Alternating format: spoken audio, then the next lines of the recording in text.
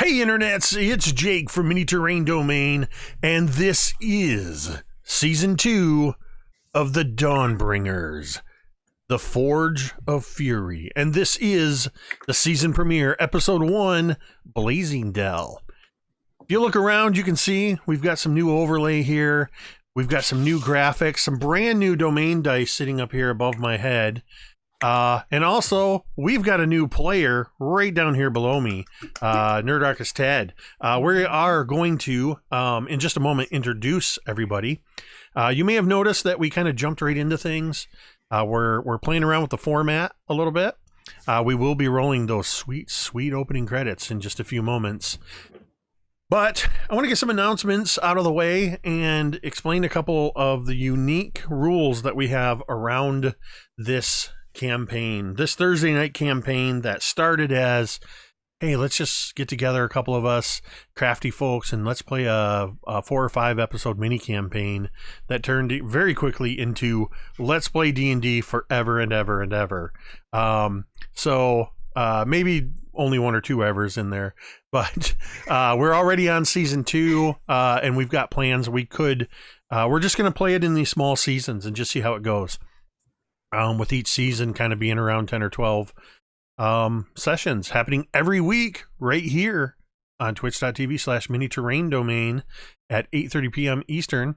And the VODs will be available on Saturdays at youtube.com/mini-terrain-domain. So real quick, if you haven't already, be sure to hit that heart icon up over in, depending on whether you're on mobile or whatever, follow the channel. We are at almost 300 followers here on Mini Terrain Domain on Twitch. Also, speaking of subscriptions, right before we went live, there was a subscription from Everjay resubscribing for 10 months, and you guys know what that means. Let's see, we are at 25 domain dice. That means, boom. Looks like I'm taking them away, but fear not. That didn't work. Something went wrong. Oh, you know what? I screwed up my graphics. Okay, no worries. We'll just kind of play it by ear. I will record it on paper and fix it for next week. I know exactly what I did, too. I was in such a hurry. I'll probably use it really soon, so it's fine. So we are actually at 26 domain dice right now, not 30. So I'm going to go back to where we were. And those of you who are new here, or if it's just been a while and you're not remembering, I will explain the domain dice right now because we've got some new rules for them. So first off, domain dice are a unique thing that allow you, the audience, to have a bit of an influence on the game as we play it. For 500 bits or a $5 donation, donations are below the video. There's a big box that says donations. Or for 500 bits, you can purchase 1 domain die for the players to use. What they can do with those is explained down below, and it happens to be right where I need it to be. For 1 domain die, any player can say, I want to use a domain die to re-roll a d20 roll and take that new roll. Now the new rules. If they want to force me, the DM, to re-roll, that's going to cost them 2 domain dice to re-roll any d20 roll. For 3 domain dice, you can use your hit dice to heal at any time outside of a short rest. We're calling it divine healing.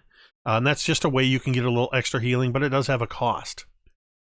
For 4 domain dice, if you find yourself making death saving throws and you fail one, you can spend 4 domain dice to turn that into a successful death saving throw. However, if you critically fail a death saving throw, it will cost you 8 domain dice to turn that into a success. And finally, and this is from the patron saint of domain dice himself, Chameleon Fam, Joey P. 5 domain dice is the patron's blessing, what we are calling a super crit. You can turn any hit into a super crit that deals maximum damage times 2. That's all your damage dice and your modifiers at max multiplied by 2. And it's expensive for a reason. So is that essentially like a ×4? So like if you are attacking with a long sword, the die is actually like a 32? Because What? the way you normally do a crit is it's you max your die and then you roll the die. Are you doubling that again? No. This is it's just in place of, because the way I do crits here on Mini Terrain Domain is automatic max damage and then roll your damage dice one more time. This is, instead of that second reroll, you just automatically get max double damage. Okay, nice. So yeah, if you're a rogue, which we don't have any rogues, but if you had some of that sneak attack, that would be some serious damage. But it's still some serious damage because we got a couple of barbarians in here. And we got our paladin when he returns. So last announcement on that note, and I'm going to ask V, I'm going to throw it to V in just a moment as we go to introductions to explain, DM Scotty will be returning in the role of Griveth, the paladin of Eldath. But he is out of commission for a few weeks, so we're going to go around, do introductions. I'm going to go over here to V first, and V, can you give us an update and what you've got cooking in regards to DM Scotty? Okay, so hello everyone, I'm V, the Crafting Muse. I have the crafting channel on YouTube called The Crafting Muse, derp. But first, let's talk about Scotty. Basically, what has happened is that Scotty has had to go in for surgery. He went in on Tuesday, I believe or yesterday. I'm losing the days of the week. But he went in, and basically what's happened is he has a detached retina. Now, this is not the first time he's had this happen. He's actually had it happen in the other eye as well, under which he had to go into surgery as well for that one. However, that involved his having to lie prone face down for a good chunk of time. I believe it was like 4 weeks last time. This time he went in, surgery was a success. He doesn't have to lie prone again, which is fantastic for him. However, he is not allowed to use computers, basically watch anything on TV. Essentially, let his eyes rest and heal is the name of the game. So I spoke with his wife this morning. He's doing fine.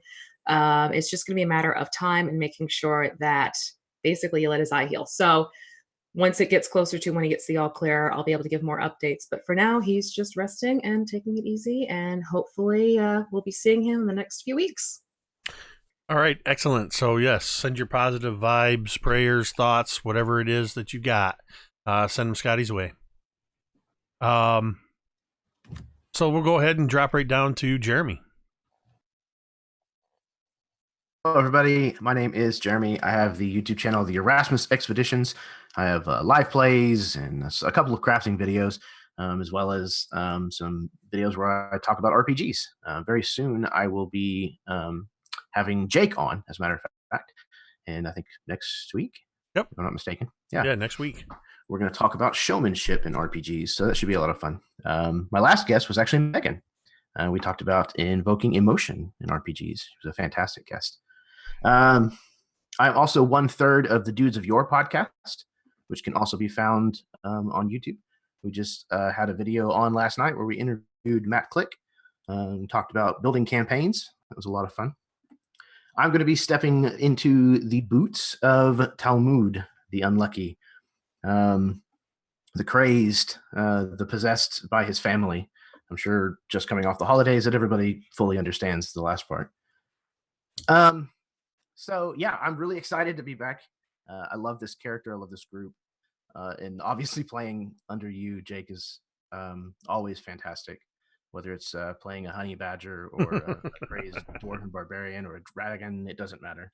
And I'm super happy to get the chance to play with Ted. So love you, Scotty. Get better soon, and we'll kick ass together again.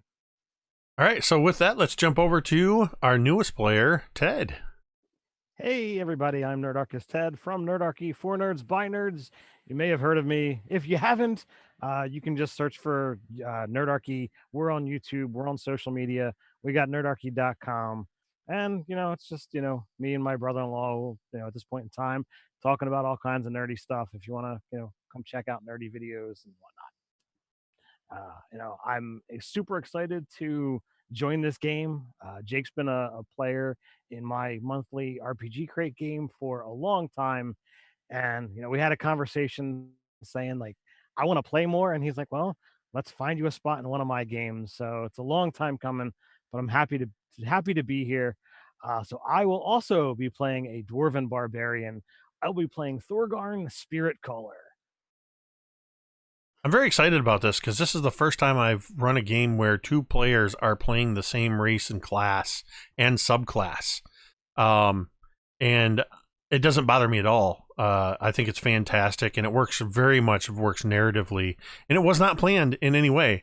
Ted told me what he wanted to play before I ever told him even what all everybody was doing, so that was just a happy coincidence.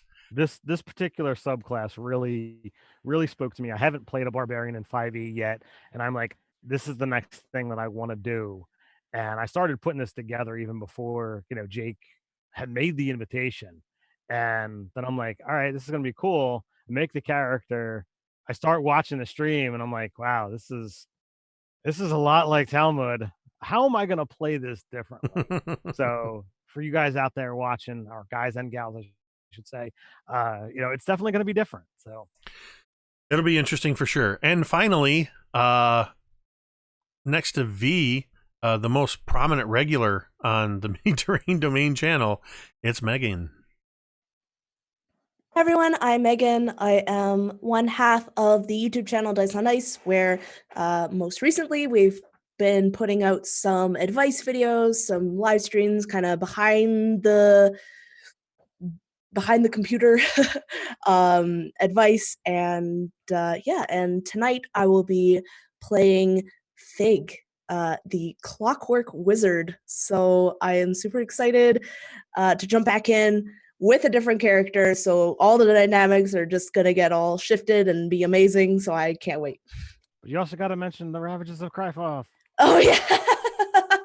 Yes. I'm a bad creator. I don't know where mine is. It's cool. Ted's got you covered. Yeah, Ted's got you covered, and so do I. Yay! Yes, I have a book that I co-wrote, and it's a post-apocalyptic, Dark Sun-esque setting supplement for 5e. So go check that out on DriveThruRPG. Take Dark Sun, remove Sorcerer Dragon Lords, and insert all kinds of fiendish nightmares. It's awesome. I'm really enjoying reading through it. All right. And that's our players. As I just said in the chat, our announcements and intros are a little long-winded because it is our premiere. The other sessions will get started much quicker, but we wanted to get some of those preliminary announcements out of the way here. We are going, you guys are ready, we are going to play some Dungeons and Dragons.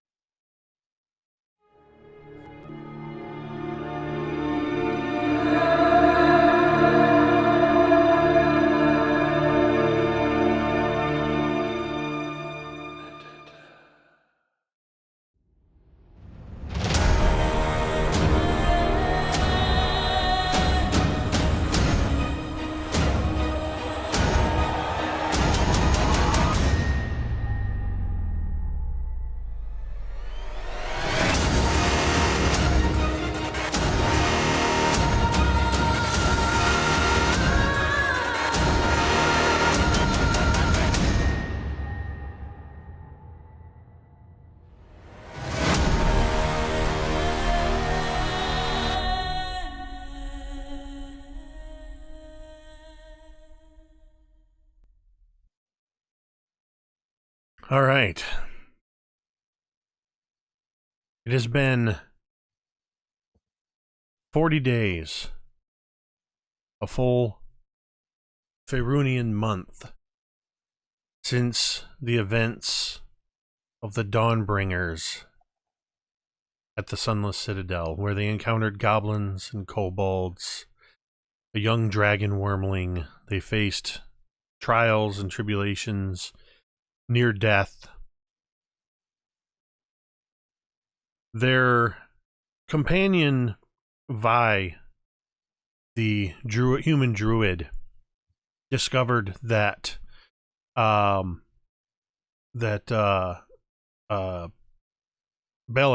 the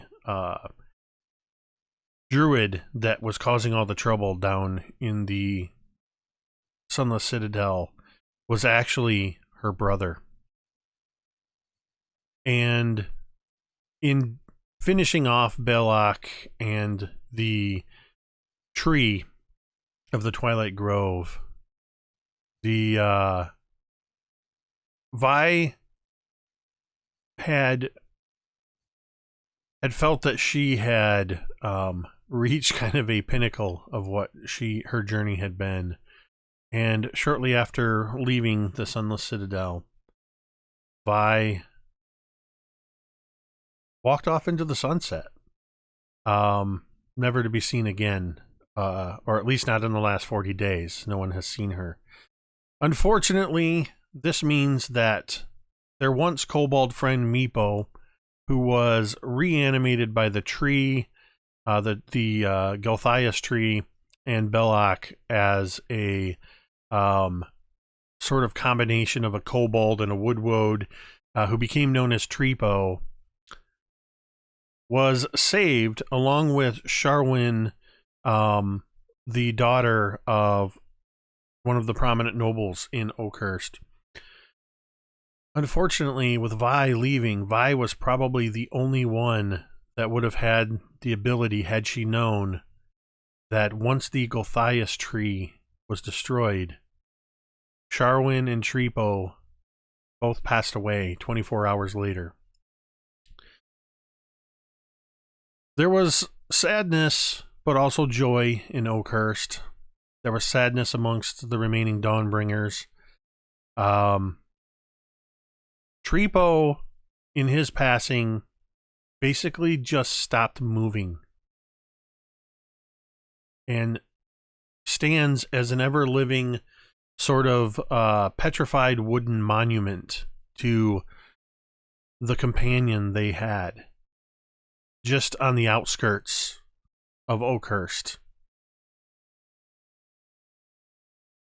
Griveth, the human paladin, who found himself at times struggling to contain the power of Eldath that was beginning to infuse him. After the funerals, he went back to Corky, the human, or the human gnome, the gnome cleric who ran the temple, and she has sent Griveth off on a personal holy quest, something that he has to fulfill on his own as he seeks out whatever enlightenment awaits him, but with the promise that he will return to the Dawnbringers. Talmud, shortly after the funerals for Treepo and Sharwyn, headed back on the journey back to Blasingdell, his own hometown, laden with some new information and new knowledge that he picked up while in the Sunless Citadel. And so we are going to see for the past month Cantriel has been doing. Cantriel has stayed within Oakhurst. For the past month and following the funerals, what has Cantriel been up to in and around Oakhurst? I'm still singing at the tavern every night, like I have agreed to do and enjoy doing, quite frankly. But after that experience in that wretched temple, I've decided that I no longer wanted to have such a helpless feeling as I had watching my companions all getting attacked, and I did not have as much power to provide and help them as I had hoped. So when I am not practicing my songs next to Treepo's reminder of what could have been, I have decided to take on practicing using my bow, as I had been trained long ago to do, but had given up for a while. And meta here, I decided to throw in a ranger class. So she's now a bard ranger. But along with that, having gotten myself a little bit more comfortable with the bow again, I went over and I spoke with Urk about helping me create some special arrows using those lovely scales from the fire snakes that I had taken. And he was able to produce 5 for me. Needless to say, they're rather special, they're rather precious, but they are in my care and they will be in my use whenever necessary. And you found that in your time here in Oakhurst that, of course, Garen seems even more smitten with you as you continue to perform, and having heard of your heroic deeds. Garen is the human male who runs the Old Boar Inn that you continue to play your music at and stay completely free of charge. You find for yourself that, with the exception of the specialty equipment like the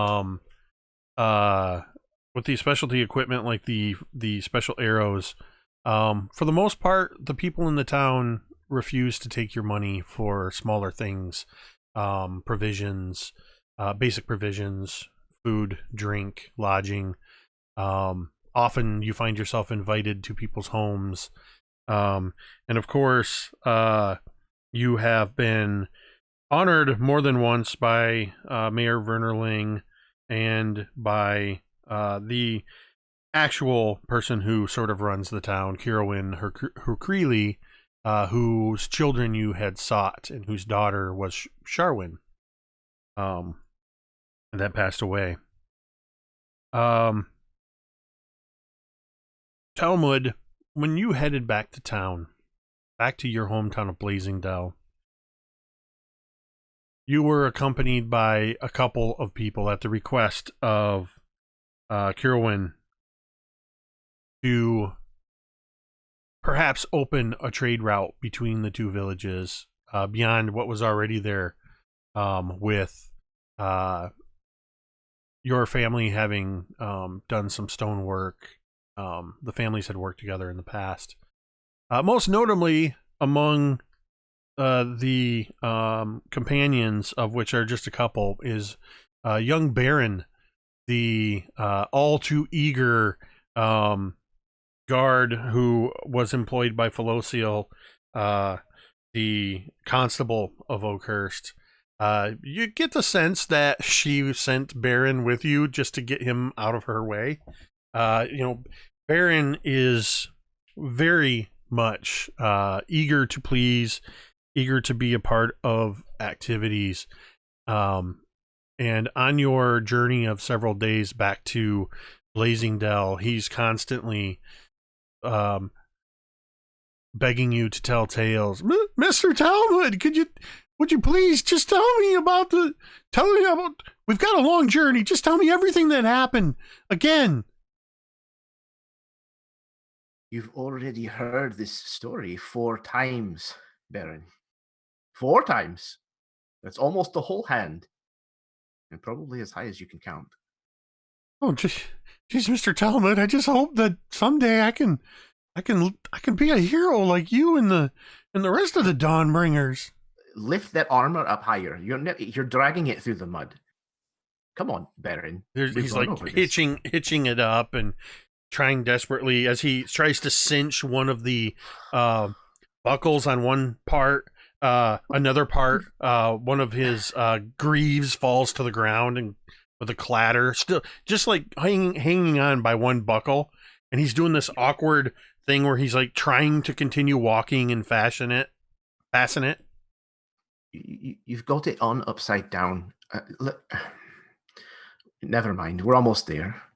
I think Talmud has realized that humans get tired really easily with physical labor. So he's running Baron ragged every day. So that way, by the time they get back to camp, he just passes out. Yeah, and every day as he pretty much settles down to remove his armor, it's not uncommon for him to get halfway out of his armor. His too big, this like chest piece he just sort of slumps against a tree with his head half down inside, almost like turtling into it. And every once in a while, as you set up camp, you just hear a murmur of, "Tell it again. Oh, poor Meepo. Look out for the dragon." Just muttering all the little pieces of the story that you've told him. Talmud has never once let him actually sleep in his armor, though. There's always a struggle, and I think as the journey's gone on, the struggle has like taken longer and longer for him to work through before he finally gets up and goes and takes the rest of the armor off of the poor kid and lets him get, hopefully, some night's sleep. Despite the fact that each morning you can tell that Baron is sore, those first few nights especially, he does not show any sign of it. If he's annoying, if he pesters you, it's despite the fact that he never gives up. He never shows any sign of wanting to quit. The kid's got spirit. You got to give him that. He's got spirit. It just takes you a few days for you to arrive back home to your hometown of Blasingdell. As you head into the town of Blasingdell, you know that the town is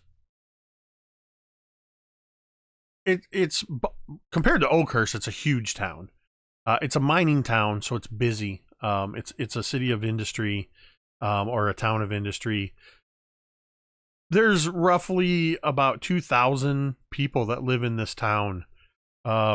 Mostly miners and tradesfolk. Quite a few people pass through this way, seeking to do various trade or to purchase, whether it be stone or stone services, whether it be ores or refined metals. The town is overseen by a human noble by the name of Sir Miles Barrick. Sir Miles Barrick is a kind man, and seems competent. This town, while the majority of its inhabitants of its mining inhabitants are in fact dwarves, the town itself is actually quite a diverse culture of half-elves, humans, dwarves, half-orcs, a few halflings. In fact, the watch commander of the town is Sergeant Grender Kuhn, who is a male half-orc. Though he serves under Constable Dara Whitewood, who is a human female. And there are, of course, there's the Griffin's Nest Inn and Tavern that is most notable in town. There is a small temple in town for those that choose to worship. There are a few places for there's a lot of the trade places are dedicated to the outfitting and repair of mining equipment, mine carts, wagons. There's a place that deals in tack and things like that for a wagoneer and stables. There's a kindly dwarf, Keldigan Tolm, who owns the Tolm Superior Outfitting and Dry Goods. And of course, there's quite a few dwarves here whom you know, Talmud. Members of your immediate family, as well as other members of your clan that exists within Blasingdell. While there is some clan rivalry, more often not, it is friendly competition. Though amongst the dwarves, what passes for friendly competition may seem quite violent to others. All in all, the town of Blasingdell is a peaceable place. And as you and your small band, which consists of Baron and 3 other human riders, mostly they're expected to. Baron has requested to stay in Blasingdell with you for a while, but the other 3 are seeking to meet with some various trades folks and try to set up some trade agreements between Oakhurst and Blasingdell, as Carowin is hoping to expand Oakhurst a little bit. As you are riding into town, Talmud, I would like you to make me an insight check. Of course, Talmud gets the first roll of the night. Hey, sitting pretty. Let's see. Investigation or insight? Insight. Insight, actually. That's an 18. The normal hustle and bustle of the midday is carrying on throughout the town. It's in the prime, in the midst of all of the mining activities during the day, and there's quite a few people moving in and about. But what you notice right away is normally the city watch is just a few guards strong. But you notice that all around the town there appears as though the town militia, which is comprised of about 100 commoners from all over the town, seems to be in force throughout the town. In fact, as you approach, you are stopped by 2 guards, one a human and one a dwarf. Right? Would I have to ask you to stop there? State your name and your business. Are you serious? This is what you're doing with your time? Do I look like I'm not serious? Trust me, he's quite serious. Yes, I take him at his word. Very serious, I'm sure. That pitchfork looks very, very mean. Yes, my name is Talmud. I'm a part of the Geduan clan. I live here. This is my home. How long have you been away? Oh, a few months, give or take. 2 seasons, maybe. 'Cause I haven't seen you leave. You know, I haven't seen him leave either. How do we know you're from Blasingdell? How do we know you're this Talmud? And who are them? They are with me. This one is a wee babe. He just kind of motions to Baron. And you know it's me, and he kind of reaches back and pulls Gerta out and like holds it across like his saddle, or maybe on foot. Anyways, holds out Gerta. He's like, because I carry this. This is my family's weapon. I'm sure you've heard of it. And as you pull out Gertha, you see the dwarf takes a step back. The human shows no sign of recognition. But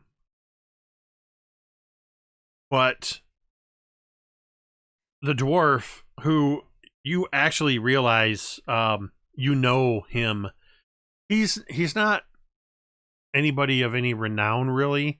You just know him from around town. You know his name is probably, you're thinking it might be like Adric or Alberic or something like that. But you can see the recognition in his eyes as he just kind of straightens back up again. Right, sorry, Talmud. Look, we've got to do. We're just doing a job. Things ain't so good lately. Whitewood and Corn, they've got there's us a lot on. of you around. Whitewood and Corn, they've got us on all sorts of shifts. I'm lucky I've pulled the daytime watches. Yeah, well, look. A Talmud, was it? This is the human speaking. Aye. It's clear that Aldrich recognizes you. But yeah, you should know things haven't been so good around here. The orcs have been raiding more and more frequently. And you would know from before you left Talmud that occasionally orcs would threaten the town. Usually with these in times where maybe there had been a bit of a drought that would affect their ability to hunt normally, they would kind of like a pack of wolves, starting to move toward civilization when they find it necessary. But you can see in their eyes they look like concerned. Yeah, the orcs, they've been hitting us about every few days. And then they let up for a while. It's actually been... Well, I think it's been about at least 10 days since the last attack. But we could see none of you orcs. And he kind of sticks his pitchfork towards Baron, just kind of playfully. You an orc, boy? He just kind of backs up, and you hear a clatter as the back part of one of his pieces of armor just drops to the ground. Talmud sticks the butt of Gerta out and lowers his pitchfork. Careful. As I said, he's with me. Right. Just messing around a bit. Just watch yourself, Talmud. Welcome back. And he steps to the side to let you and your group pass into Blasingdell. And we're going to shift a little bit as first we see, imagine a camera shifting focus and kind of pulling up into the air over this scene. And we see that there are a couple of carts and wagons that kind of piled up behind you from where other roads have crossed in. There is a wagon behind you, driven by some gnomes, Talmud. It's a large wagon that's got some kind of canvases that are draped across it, and you can see a little bit of painted wordings from behind it, but not so much that you can read it. The camera pans past this into the town of Blasingdell as we see that sort of classic wide shot as Talmud and Baron and the others move into the town. And then we cut to elsewhere in the town of Blasingdell. Where is Thorgarn, and what is Thorgarn doing within the town of Blasingdell?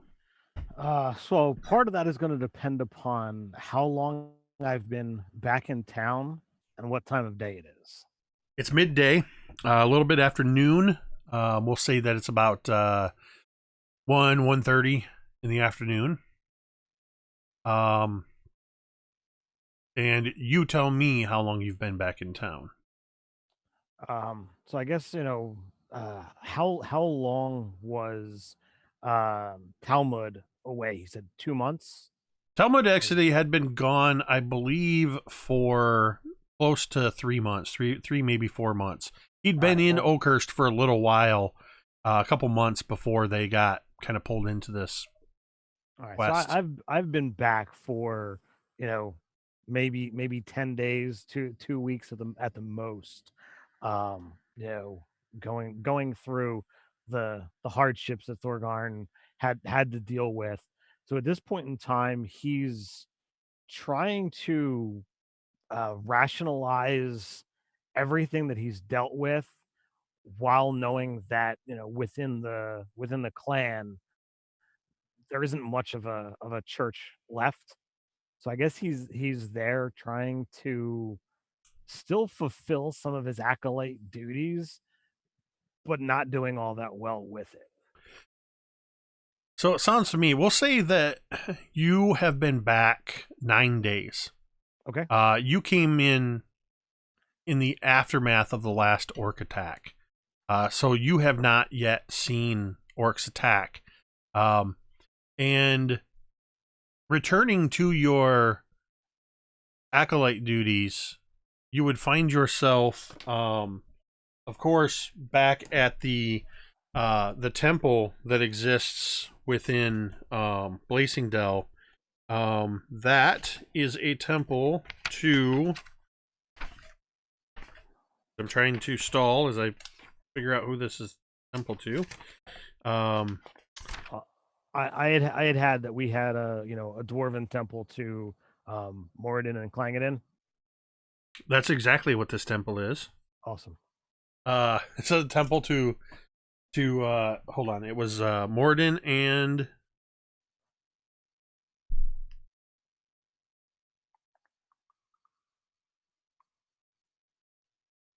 yes. All right. So would you be at the temple? I'm sure I'm not a priest. I didn't get to go through the ritual. I was not granted powers, so like I've just been a helper. But on the journey, all of the priests that were with me were slain to a man. I was the only one to get out, and therefore, like, there's the higher leadership here is gone. So things are trying to get set back in order when I've delivered, this harsh news. To her credit, Sister Alonza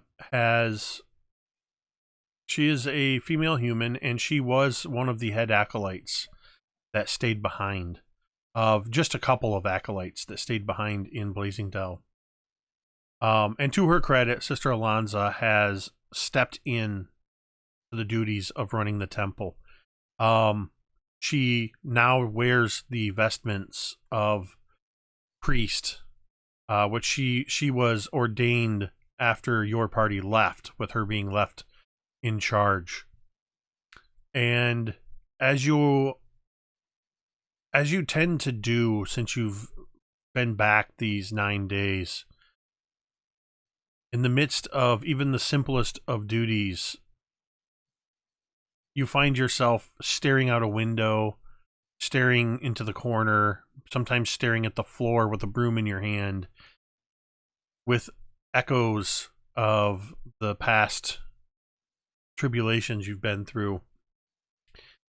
And you hear suddenly in your ear a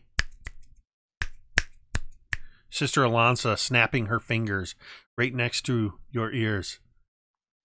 Thorgarn, where have you gone?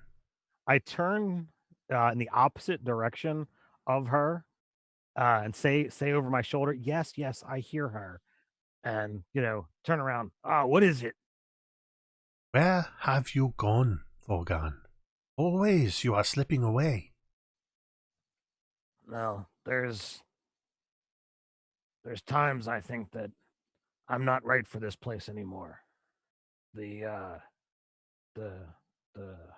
travel, we were supposed to go and induct me into the priesthood, and obviously if that mission failed, maybe I don't belong here. Maybe I'm not meant to be a cleric.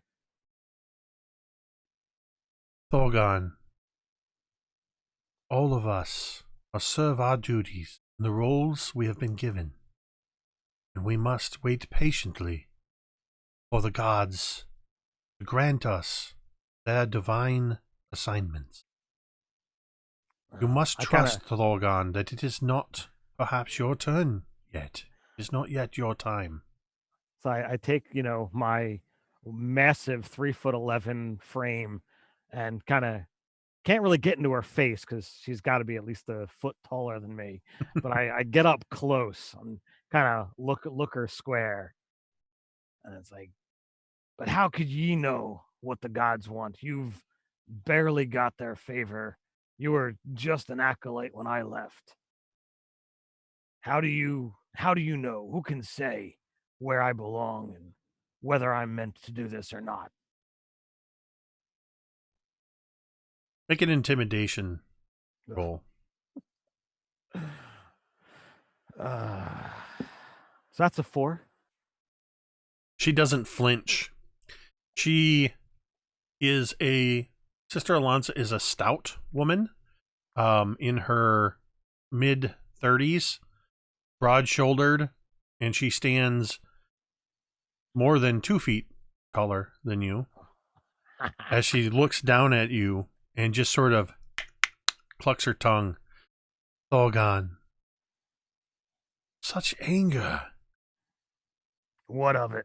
But I trust that the gods, if it is in their will, they will use it for their will.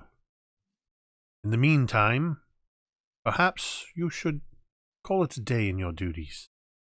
Go out, get some fresh air. You've been spending too much time in here, I fear. So again, I look over my opposite shoulder.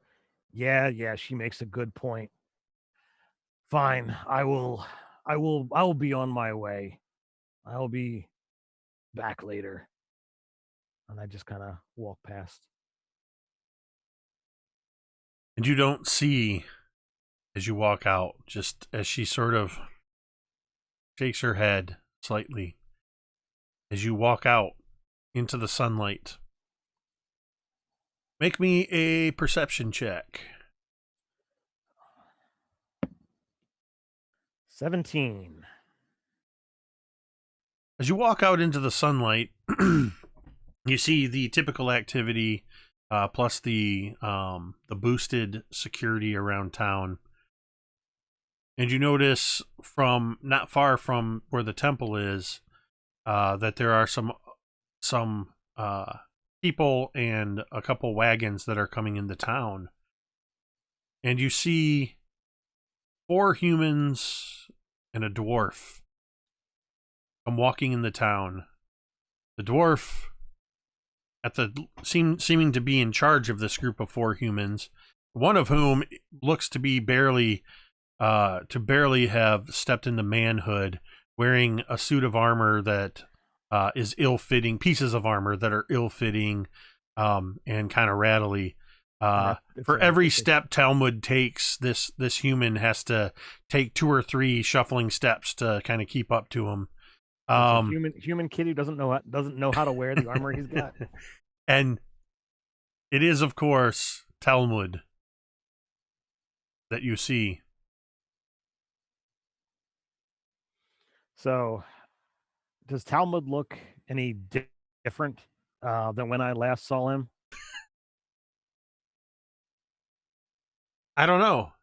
Talmud, has your appearance changed at all? I mean, he might be sporting a few new scars. Yeah, he's definitely he's got himself all greased up. You know, coming home, he wanted to make sure that he was presentable. No, he's probably straightened himself up a little, but it might have even been on accident this morning when he woke up. So when you last saw Thorgarn, you know that he was looking to go into the priesthood to see if Moradin or Clangadin would offer favor and take him into one of his into their mission, whatever you want to call it. But he tended to have the full beard like dwarves normally do, but hair was little bit shorter than normal. But what you see winding up approaching you, as opposed to in priestly vestments and not really a weapon in sight, he's cast off whatever priest robes that he would have been wearing. He's got scale mail. He's got a stack of weapons strapped to his back.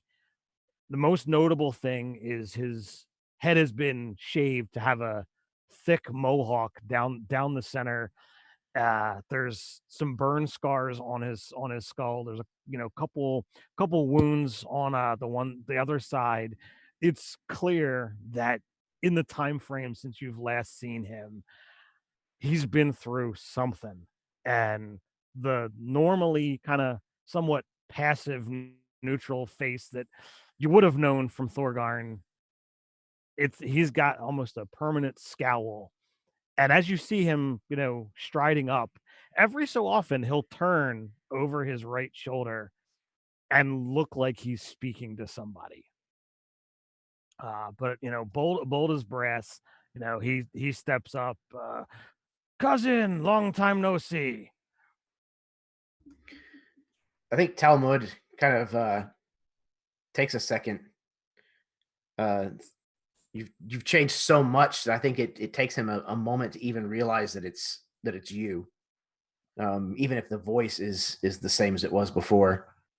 Yeah, he kind of the gray eyes that you're kind of used to seeing is kind of like the last hint. And how many gray-eyed dwarves that don't cross 4 foot, do you really see they're going to call you cousin? Sure. And after the moment, he kind of cocked his head to the side. Thorgarn. Aye. It's oh wow. You shaved your head, or at least part of it. Well, it wasn't all me doing to start with. Yes, I can see. I've got a few scars myself, and he starts to like pull up his shirt like in the middle of the street and like show him some of these new like scars that they just got. I also think that he kind of turns around after he's kind of realized that it's actually you, and he grabs you by the shoulders, Thorgarn. And if it's okay with you, I think this is probably like a typical greeting where they just like smash each other's foreheads into each other. It's like a form of like, super machismo greeting.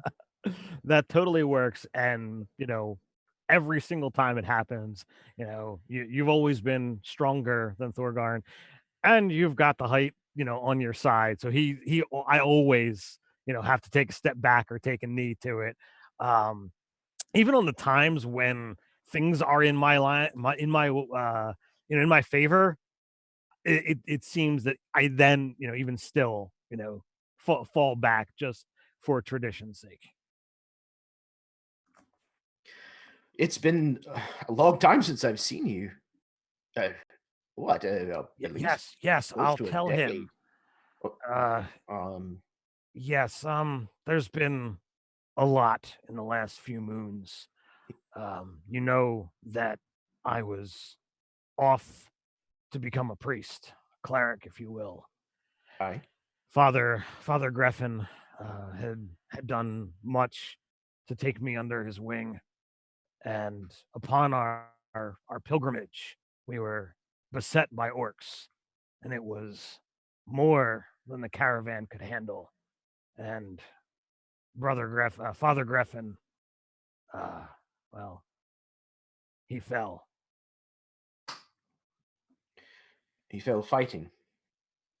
Well, as much as the father would actually do so, his dying breath was to restore my wounds, and he bade me run.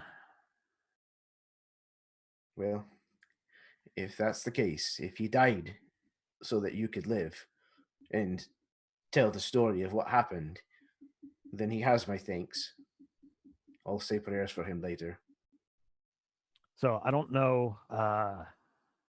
what was the decision on whether or not Talmud has the ability to see the spirits, but Father Greffin is always over my right shoulder. Nice. I'm going to do, this is a great way to introduce Ted to one of my mechanics that I like to do. We are going to roll some percentile dice. Okay. And so what I do is, I'm going to have both of you roll percentile dice. Oh, okay. And what I do is I roll a target number with my percentile dice. So it's a sliding scale. So I'm going to roll Talmud's number here. I'm going to roll Thorgarn's here. I'm going to say that there is a 50% chance that you can see each other's spiritual guardians. It's 50% because of your close ties. Okay. So I've rolled a number for each of you. If you get within 25 above or below this number, then yes, you can see the other's spirits. So Ted, what do you roll? I got a 27. Okay, and Talmud, what do you roll? I got a 29. Fate. All right, so let me just double check this because math.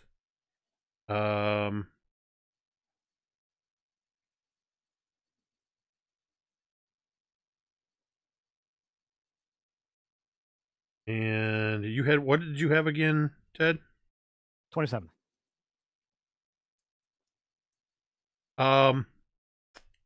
No, neither of you can see the other's guardians at this time. It does not mean that that won't change, but as of right now, you cannot see each other's guardians. Interesting. I like it.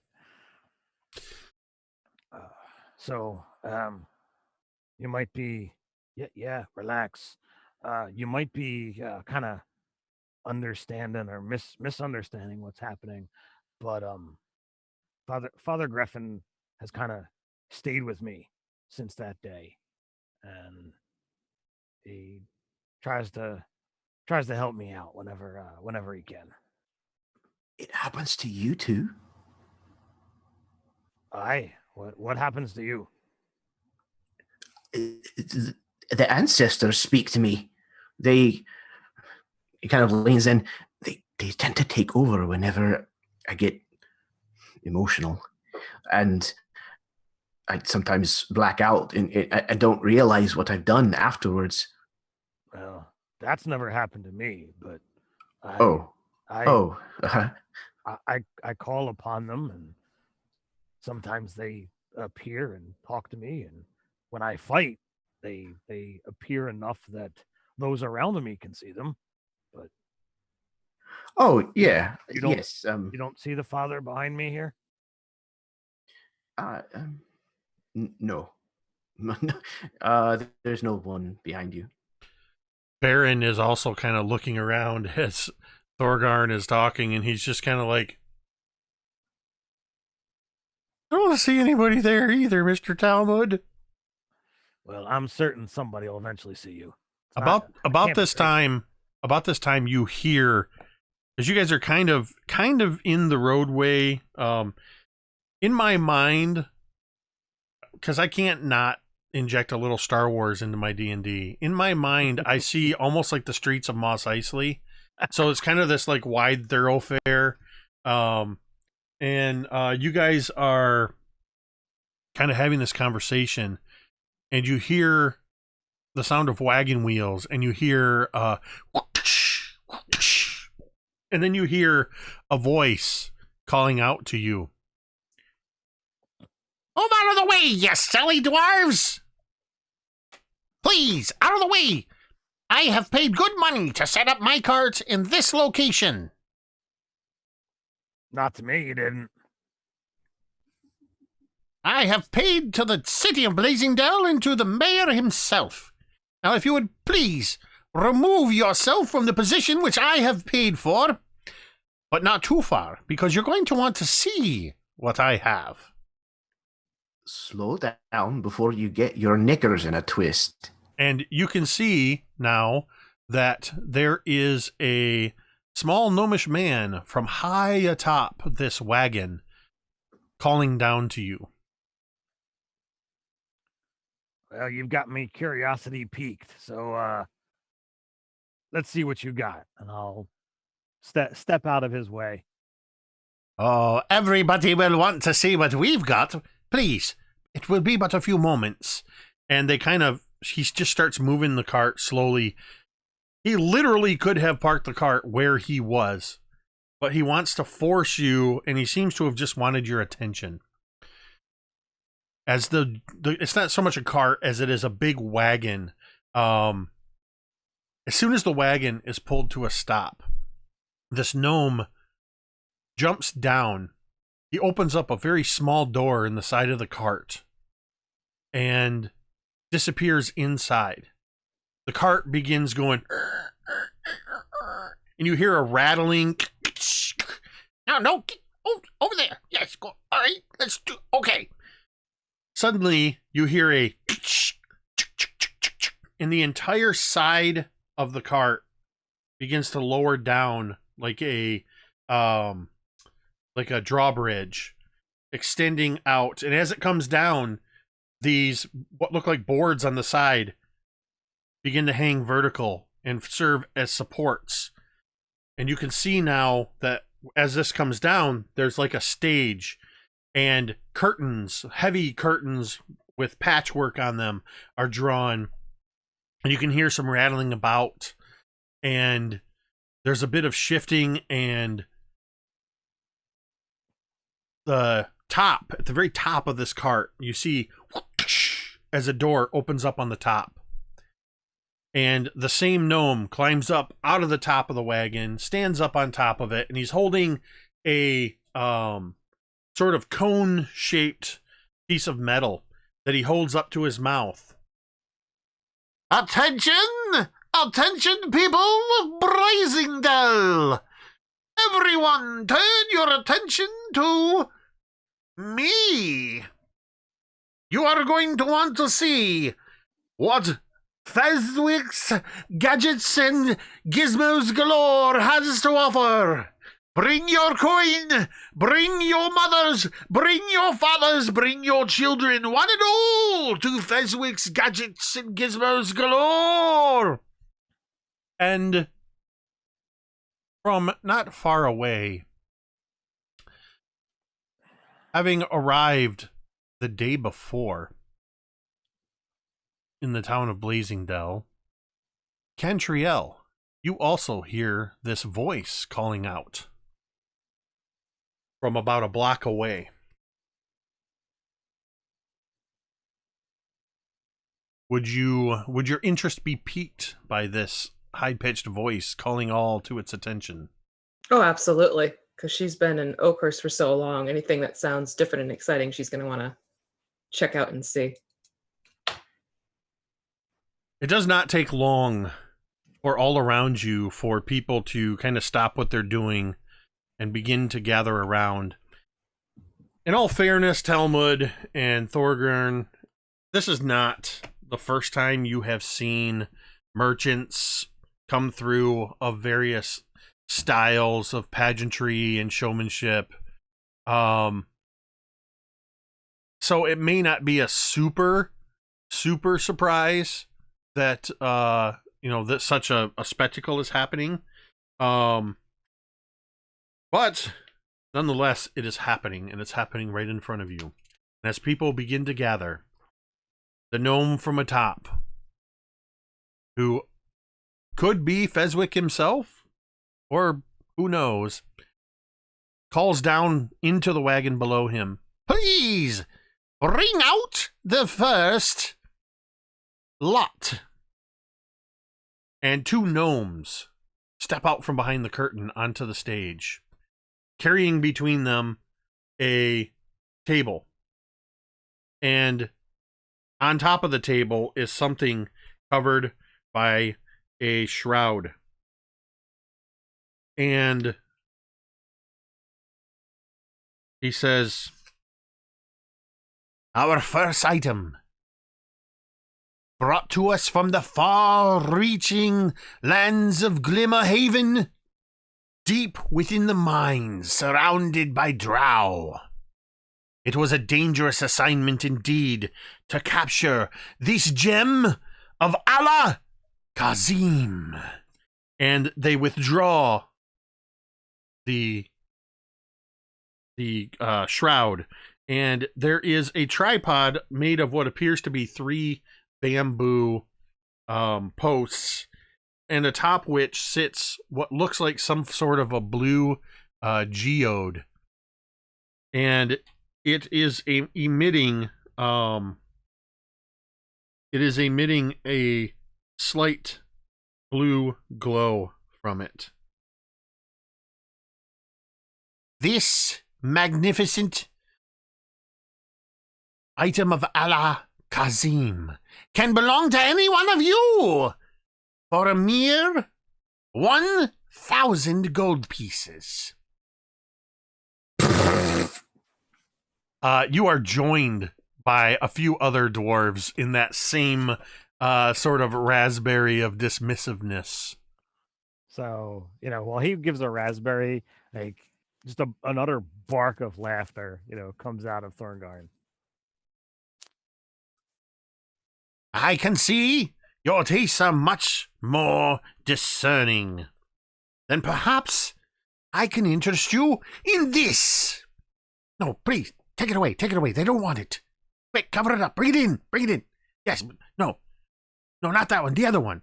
The one from the jungle. And they bring out another item. It is a small ornate box, just a foot long, 6 inches on either side. This item was procured from an adventuring party that met an ill demise in the jungles of Chult. It is said that this most daring adventuring party once consisted of a turtle, an Asimir, a half-elf, a tiefling. They were all eaten by dinosaurs. But this... And he mutters a word to the gnomes. They then repeat the word, and the box and unfolds into a canoe-sized boat. And though there's not room enough for it here, another word, and it grows into a full-sized boat, perfect for pleasure barges upon the river. Any one of you can behold this magnificent boat for a mere 17,000 gold pieces. How close is the nearest waterway that could support such a thing? Oh, the nearest waterway that could support such a thing is...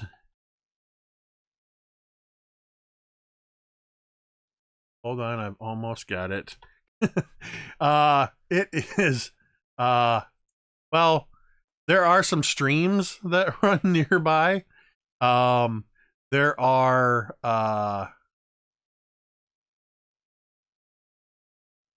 mean, the Desserin River runs through the Desserin Valley to the south. Yeah, I mean, you're a long ways away from the coast. So it's not a highly practical item. Yeah, so from somewhere behind you, another dwarf mutters, "Maybe if you put some wheels on it, we could use it."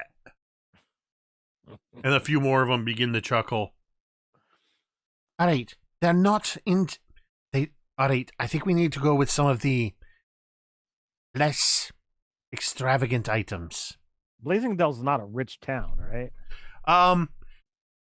At times it's not a rich town, but it's not a poor town either. It is a mining town, and while it doesn't deal in gold or silver or mithril, it does well with iron ore and some other ores, as well as the stone quarries.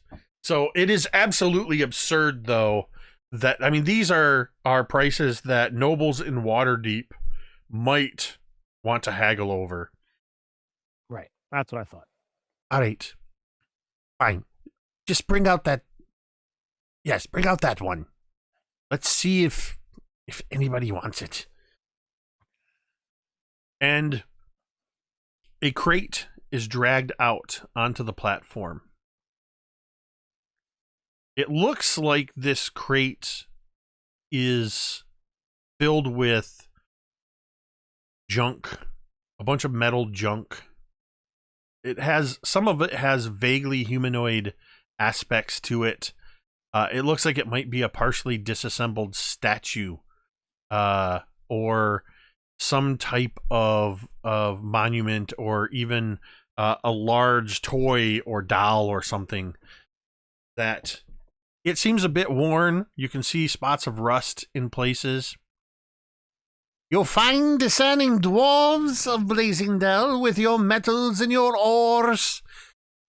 Perhaps you can see the value in scrap metal. So I'm a little intrigued here. You know, I've messed around with an apparatus or two, mostly to make alcohol, but you know, there's other things. So I'll wander up and I'll try to see if I can discern the material at all. It appears as though we have somebody interested. Please, Master Dwarf, take as close a look as you would wish. But if you break it any further than it is, you've bought it. Go ahead and make a history check. And this is not related to stone, correct? Megan, is it in any way stone? No. No, it is not related to stone. And I have to trust whatever's on the die, and that says 14.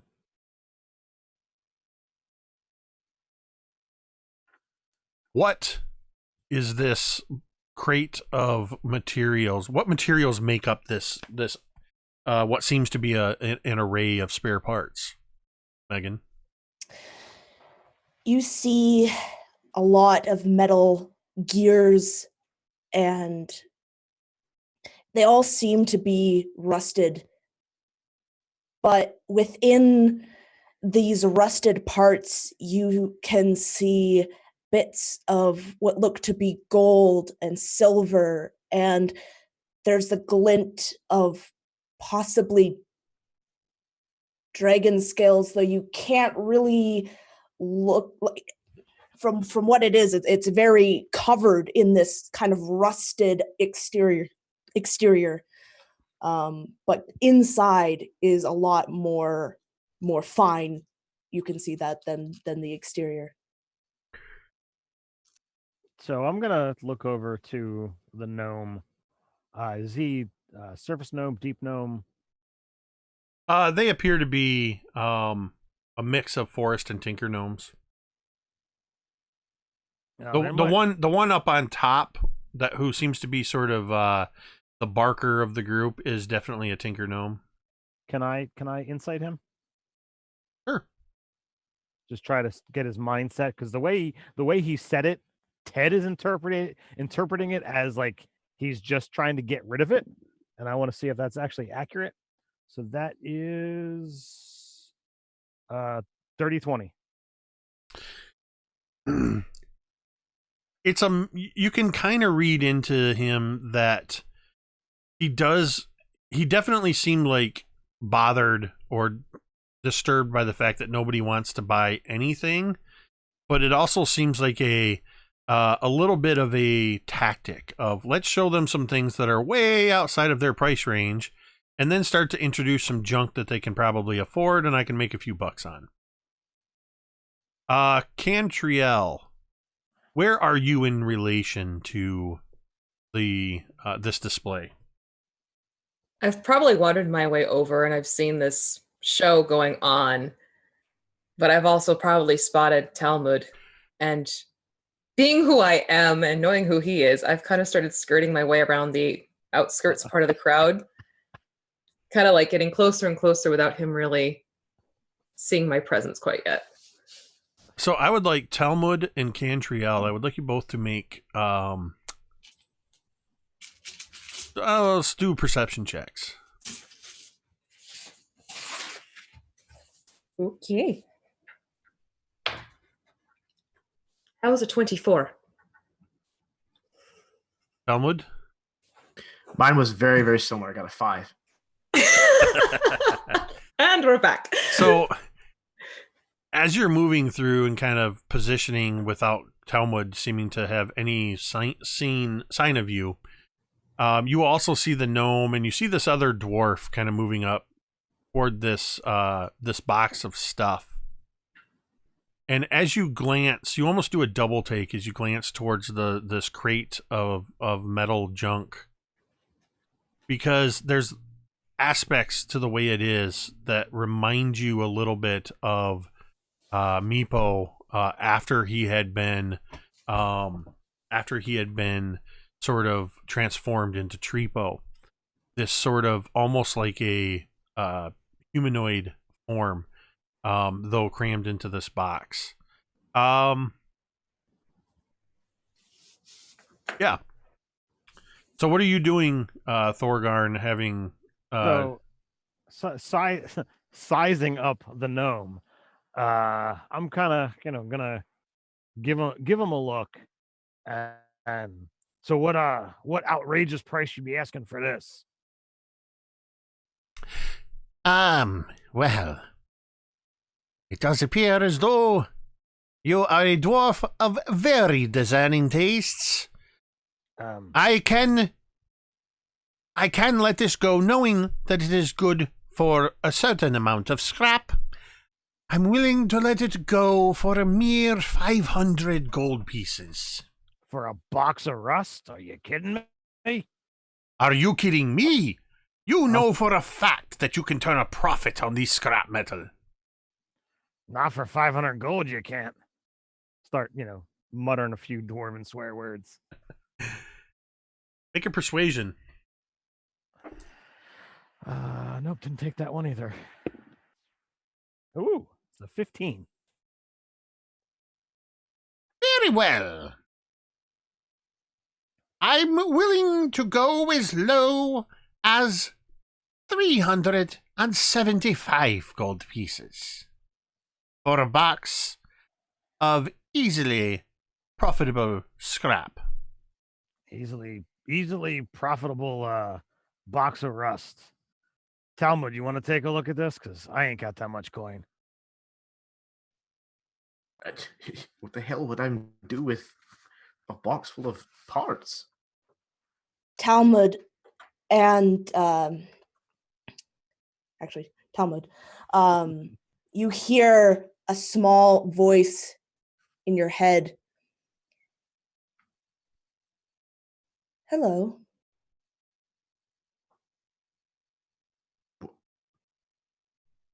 He kind of turns and looks at Thorgarn. Did you say something? No. It wasn't like a real high-pitched, squeaky little hello. You didn't. He kind of looks around at the people around him. He kind of returns to what he was doing. I have been told that introductions are customary for meeting someone new. Okay. I am Fig. Oh, Fig.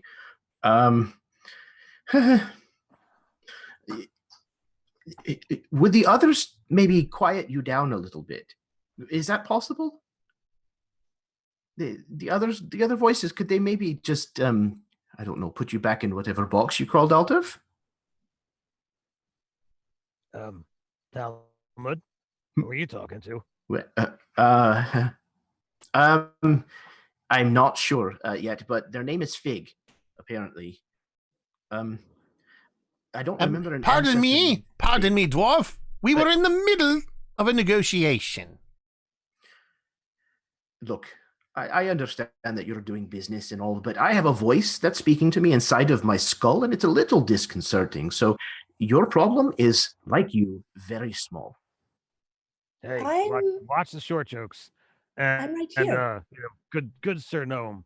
The negotiations had ended because you're asking way more coin than I have in me purse. So, good day. I don't really like these gnomes so much. They aren't very nice to me. Is this still going all to Talmud? Yeah. What? Nice to you? What do you mean? How in the world have you interacted with these gnomes? Are you on their heads too? Well, you see, they kind of crammed me up in this box. I don't like it very much, though I can fit. But that's not really the point. There's this kind of long moment, and it's probably comically long, as Talmud's trying to puzzle this out. Like with innate intelligence, this is not really like his strong suit. And then he kind of turns halfway towards the box of parts, and he kind of turns back and does a double take.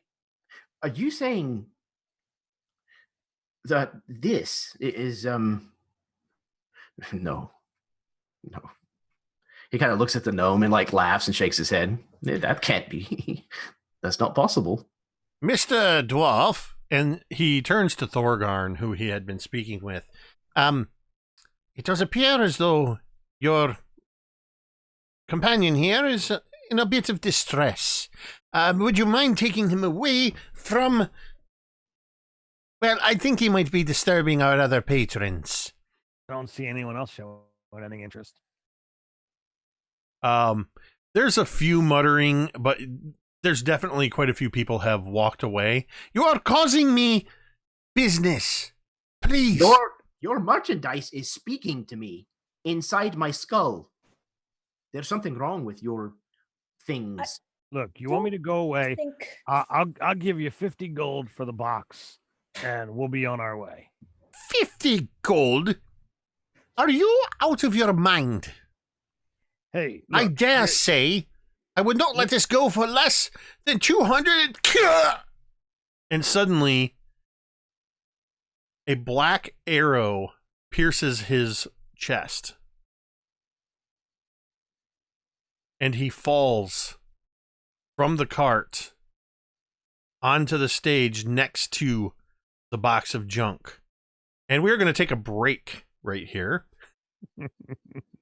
at this very moment.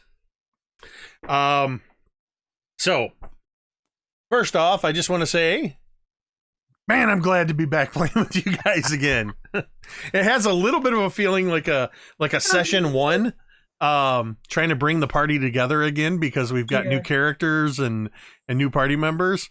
But that's what I love about D&D, having all these diverse, creative people together, forcing me to think on my feet as we start to tell the story together. So we are going to take just a couple minutes for a quick bio break.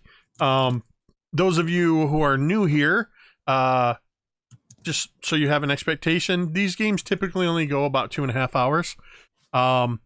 But I've decided to start incorporating the break just to give viewers and ourselves an opportunity to use the bathroom and grab something to eat real quick.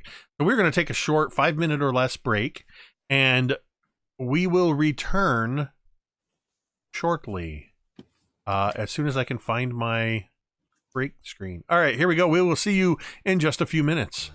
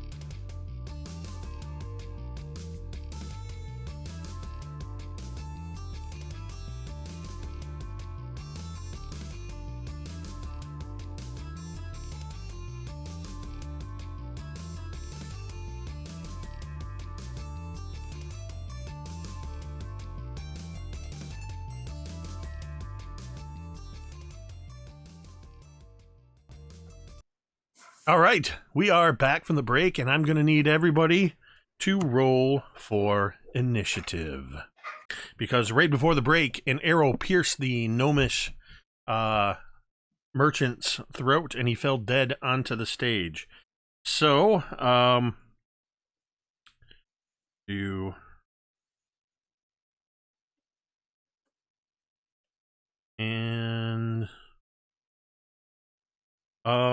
so I'm going to go ahead. Cantriel, tell me what you have. 11. Fig. 21. Thorgarn. 20. Talmud. Talmud got an 18, and if you want a separate initiative for Baron, he got a 15. I'm going to have Baron move on your turn. Baron's going to stick pretty close to Talmud. And then I need... We're going to axe off those other hangers on to make it easy. What's that? You said that there were 2 other humans with Talmud. I said, are we going to just, axe them to make it easier? Oh, we'll see what happens with them. So, I got these guys. And I got, guy. This guy.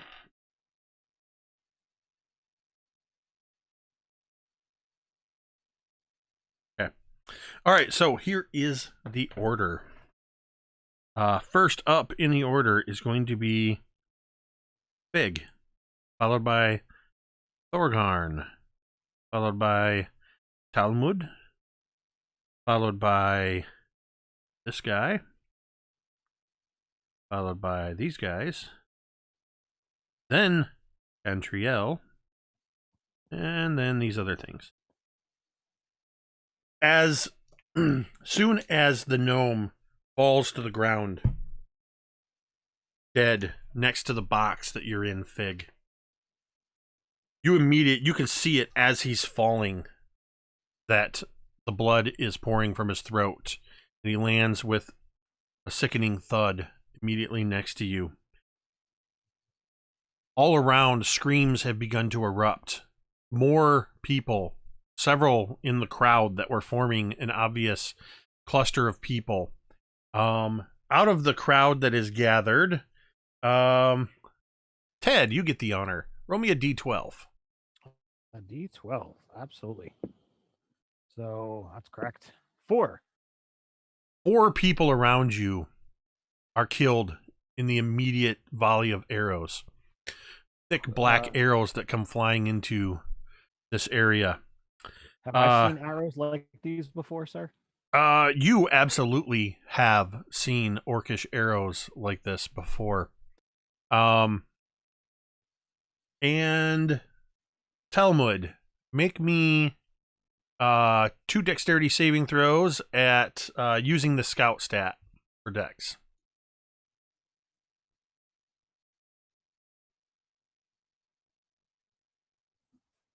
Okay, dex saves both for the scout. This would be a 13 and then an 8. Unfortunately, the 2 others that were 2 of the other 3 that were with you. Actually, I need you to make one more because I forgot about that third guy. But 2 of the others that were with you are hit with arrows and are killed. The third guy rolled a 1, so that would be a 3 total. You actually see Talmud as he turns to you, already drawing his sword. As he turns to you, he starts to say something, but it comes out in a sort of gibberish as you realize there is an arrow embedded deep into his skull, and he sort of collapses into you. And now we are into the initiative proper. Fig, what are you going to do? From this box, you see this blue light immediately begin to glow from inside the box, and slowly it gets brighter and brighter, and first you see some of the parts kind of falling out on their own out of the box and kind of being put into place as you hear the cracking and the setting and the whirring of these gears. And you see what looks more like a humanoid figure with this mask of blue glow. And this figure points out their hand. Well, you're not being very nice. Can you stop, please? And they're going to cast Magic Missile at one of the orcs who hit the arrow, or if he can determine who. So I'll say this: make a. Actually, you had you have a really low. So roll me a perception check. It's going to be a 12. You can spot a couple that have climbed up onto rooftops and taking shots. You see at least two of them, and there's more chaos as it appears that orc raiders are invading this side of the town. Some of them, and this is for everyone else's benefit as well, orcs are riding upon massive aurochs, which are sort of like bulls, as they come charging into the town and with screams all around. So yes, Fig, you can see two of them. Okay. Fun fact, I've never played a wizard. So, okay. So Magic Missile is an auto hit. Ah. And there's 3. So can I... You can split them up however you want. Oh, perfect. Okay. And I'm going to cast it at a level 2 spell so I can hit 2 at one and 2 at the other. All right. So yeah, all you have to do is roll up damage. 2d4 plus 2 to each.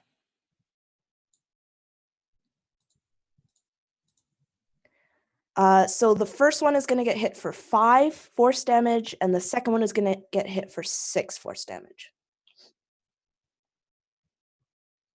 You see as these streaks of arcane energy launch out from what moments before was a box of scrap metal that now appears to have this humanoid shape, and they just streak through the afternoon sky and collide into these orcs. And Cantriel, it's not your turn yet, but you actually, with having the highest passive perception, you just almost immediately have an assessment of what's going on, and you can see.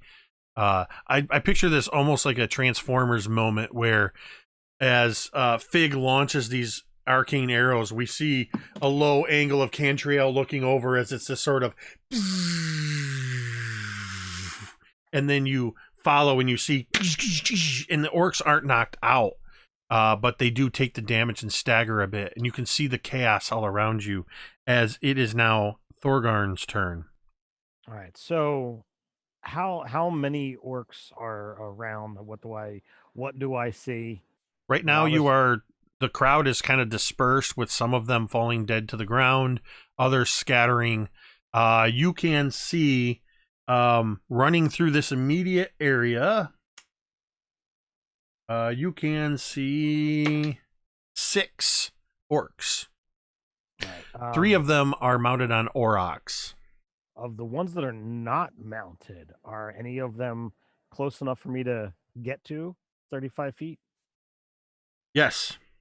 All right. Are they together? Are they separate? You can get to 2 of them that are kind of moving through. They're wielding great axes. One of them kind of, as they come around and come within, we'll say they come in with about 25 feet of you together. They come around the side of a building. One of them has just cut down a human woman with his great axe. The other one steps on the woman's body, pushes off of it as he hurls a javelin across that launches into another dwarf across the thoroughway.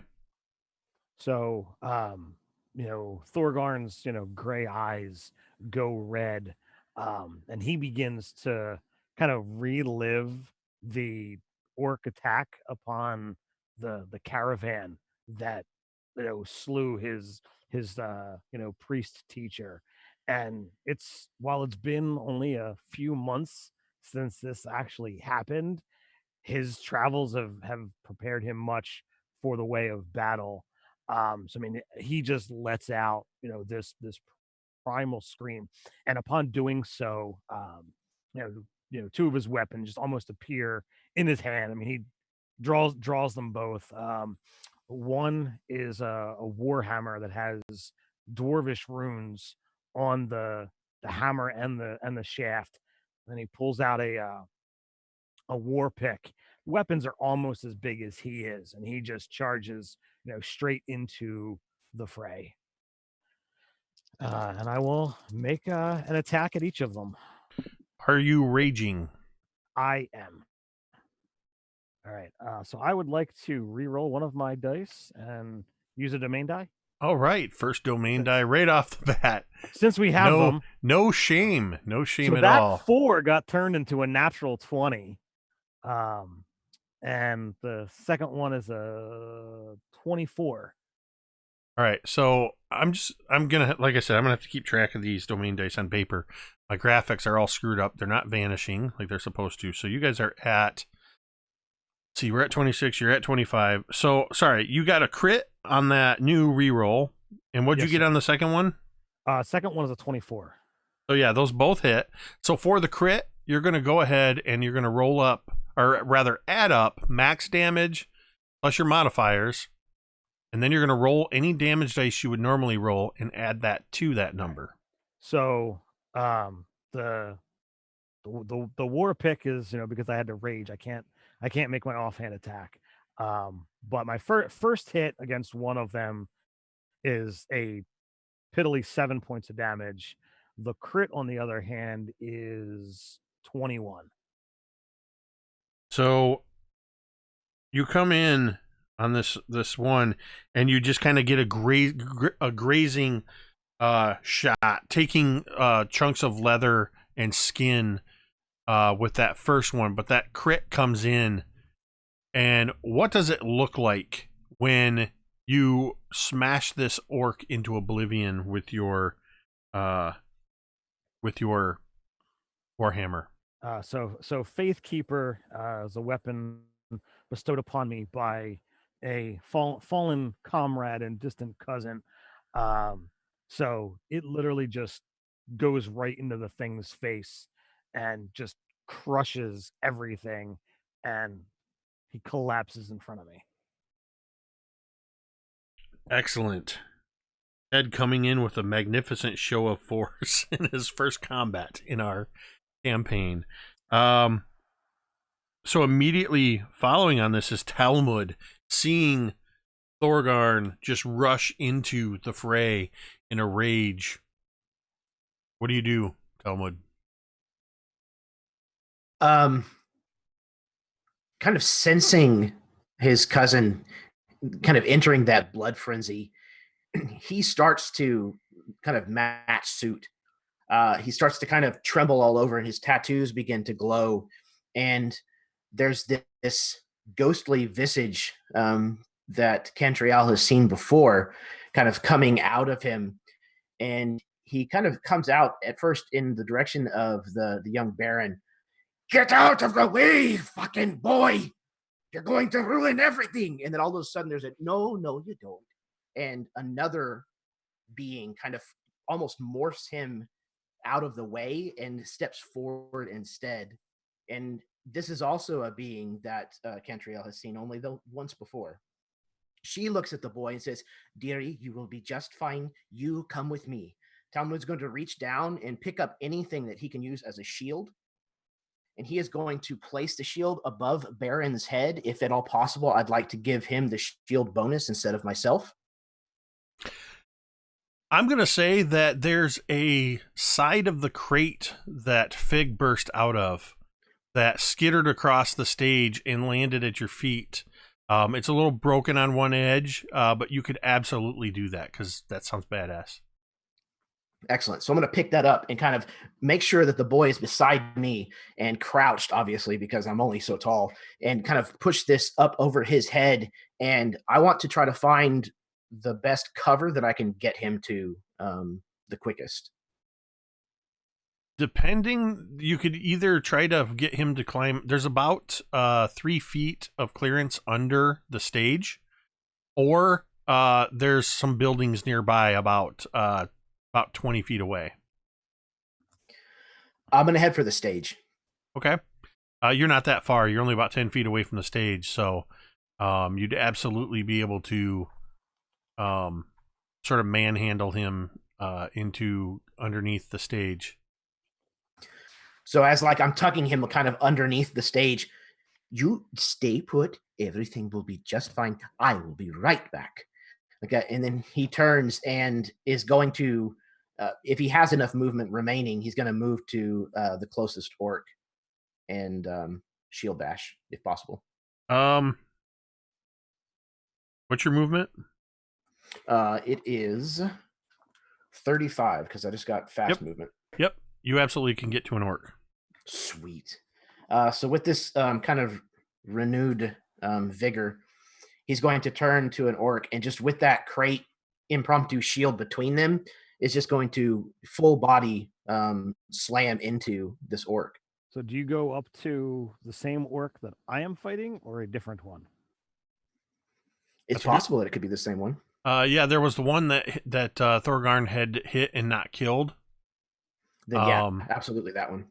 All right. Well, now we have the conundrum of powers, because if we are both attacking the same one, regardless of who it attacks, Jake has to make the call as to what happens when 2 Path of the Ancestral Guardians attack the same. If I hit him, but yes. No, if you just have to. I thought it was if you just make the attack. Or do you have to hit them? I think so. Hold on. Yeah, when hit on a turn. I have too many books open. So that's hit on a turn. Spirit Warriors swarm them. All right. Because he's already being surrounded by a handful of dwarves from me. What's a few more? Oh, So that is that's the Path of the Ancestor. Page 10 in Xanathars. Okay, so that's the Spirit Shield or the Ancestral Protectors. Ancestral, yeah. Spectre warriors appear when you enter your rage. While you're raging, the first creature you hit becomes the target of the warriors, which hinder its attacks. It has disadvantage on any attack roll that isn't against you. Yeah, so, I mean, really all that's going to do is if he attacks either one of you, he's at disadvantage.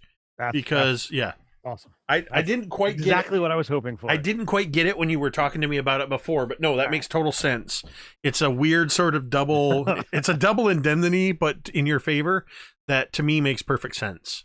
Awesome. I saw it the exact same way, but I'm not the GM, so I'm glad. No, I appreciate that you mentioning that. So yes, that particular orc, and I'm going to put a mark by him. If he attacks anyone other than either of you. It's at disadvantage, so regardless of who he attacks, it's going to be at disadvantage, and the target gets resistance to the damage. But in the meantime, Talmud is attacking him. Go for it, kick his butt. Since it's a shield bash, do you want me to just roll like a strength-based attack? Yeah, I'll have you roll a strength-based attack, and we'll see what happens. Indeed, we shall. Oh boy. All right. I am going to spend a domain die. Excellent. All right, so we're down to 24. I promise I'll get those fixed for next week. That's better. Okay. So that is going to be with proficiency.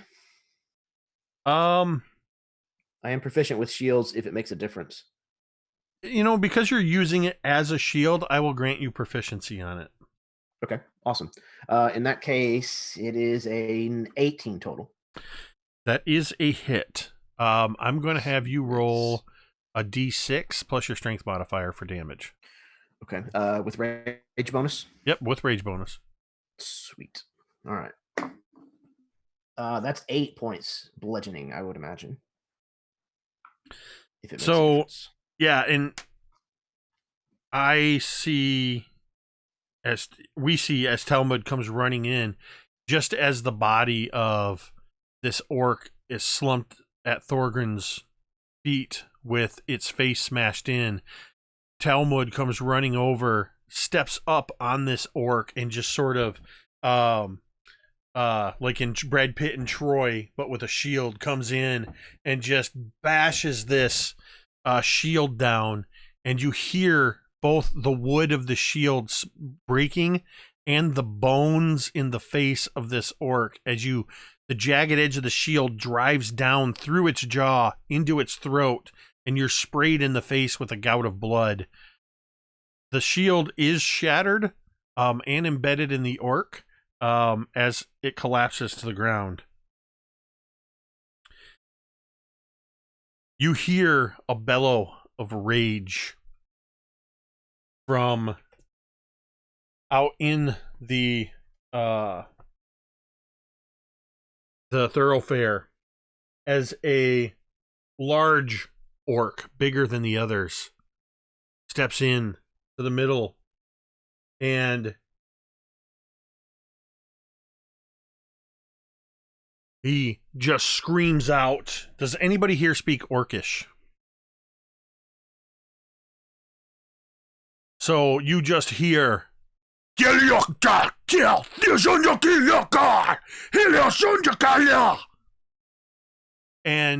you see the rest of the orcs in the area sort of gather themselves as he has just used his battle cry ability. Immediately after him, several of the orcs are going to attack. Talmud and Thorgarn, you hear as a massive two orcs on massive aurochs are charging towards you. Talmud, that is a 25 to hit. It's really close, but yeah, it hits. And Thorgarn, that is a 22 to hit. As you both, and they seem to be coming from opposite sides as they sort of come in. So Thorgarn, you are going to take... Oh, you got lucky, man. 2 1s on those dice. So you take 7 points of piercing damage as the auroch attempts to gore you, slamming into you. Oh, wait. Hold on, because it was charging. That 7 is now 14, and you need to make a strength saving throw.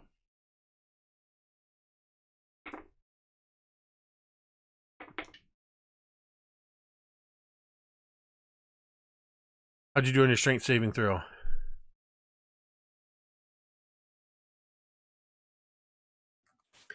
Nurse passes on. I think he's muted.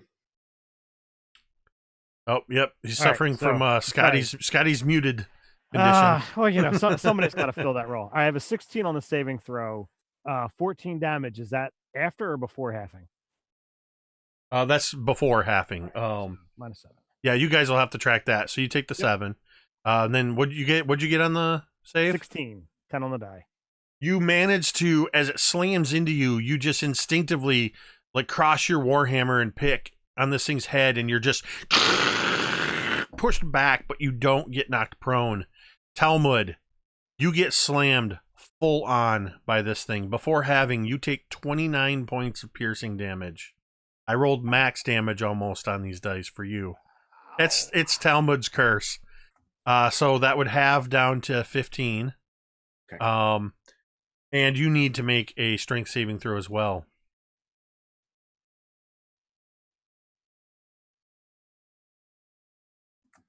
The saving throw is a 16. You also manage to just sort of put your hands up against this auroch as it's driving its horns into your flesh, and you're just pressing against it.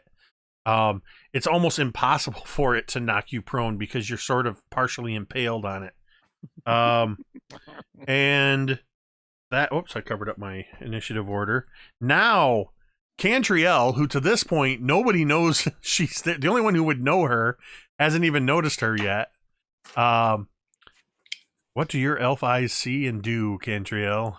I have my eyes on the big and ugly one. Is he sort of like standing in the middle of the road by himself type of situation? Now, are you referring to Talmud or are you referring to... No, he's the short and annoying one. No, I'm the short one now.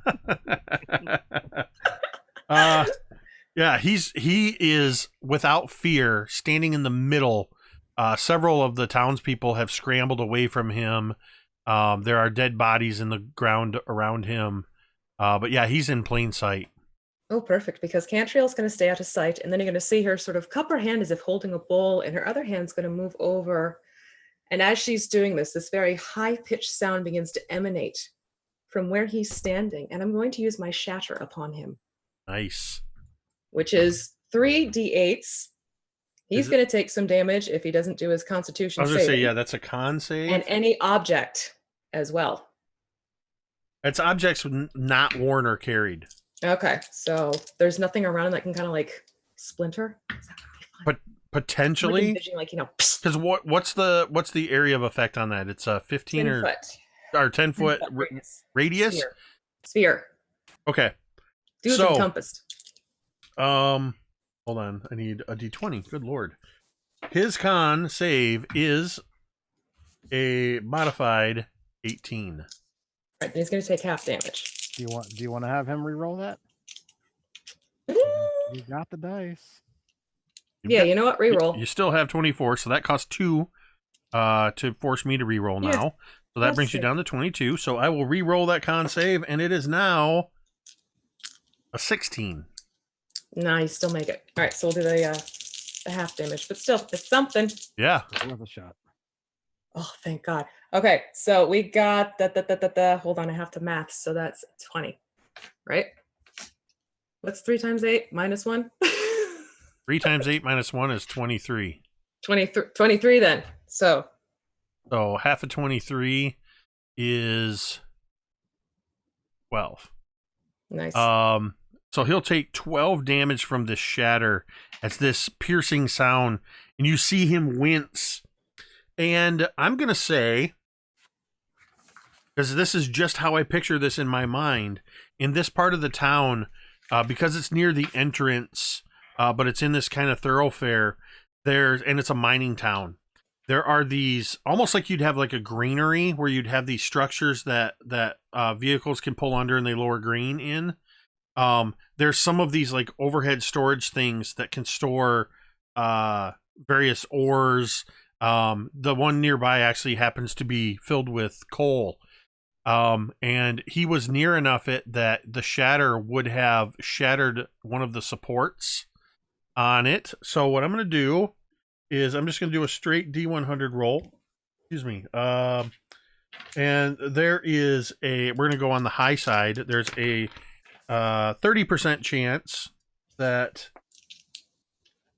it was load bearing enough to cause it to collapse. When the hell can? So you want me to roll 100 too? No, I'll just roll the 100. Okay. So I said on the high side, that is literally a 5. So you do see wood splinter, and you can hear this sort of, and see the whole structure shift. Some coal dust begins to fall down on him, but it doesn't collapse yet. Okay. There's still 3 other structures, or supports rather, for it. Is that the end of your turn, Cantriel? Yeah, and I'm still staying in hiding because it's one of those things where the sound's away from me, so I'm kind of tucked away where I can't be seen quite yet. All right, so that's going to bring us. I'm eliminating just for, I know somebody was tracking in the chat. I'm eliminating the 7th position because the Aurochs are kind of moving on the Orcs' turns since they're being ridden. So that's going to bring us back to Fig. Are there still those guys on the roof? Oh yeah, yep. Those 2 are still up there. So Fig is kind of tilting his head from one side to the other, just like a dog, just kind of observing everyone and everything and how they're moving and who they're fighting, and he's going to. Is it pretty close in combat range? People are fairly close together. For the most part, these two orcs that you see on the rooftops are on different rooftops. But there are other orcs all around. And the civilian population is kind of scattered. The ones that are still alive, they're still a lot of running and screaming and kind of getting out of the way, but I think that Fig is actually going to look for people who look to be in harm's way and just run towards them, and begin just kind of like pushing people out of the way who don't look like they can really handle themselves or are give me a quick afraid. perception check.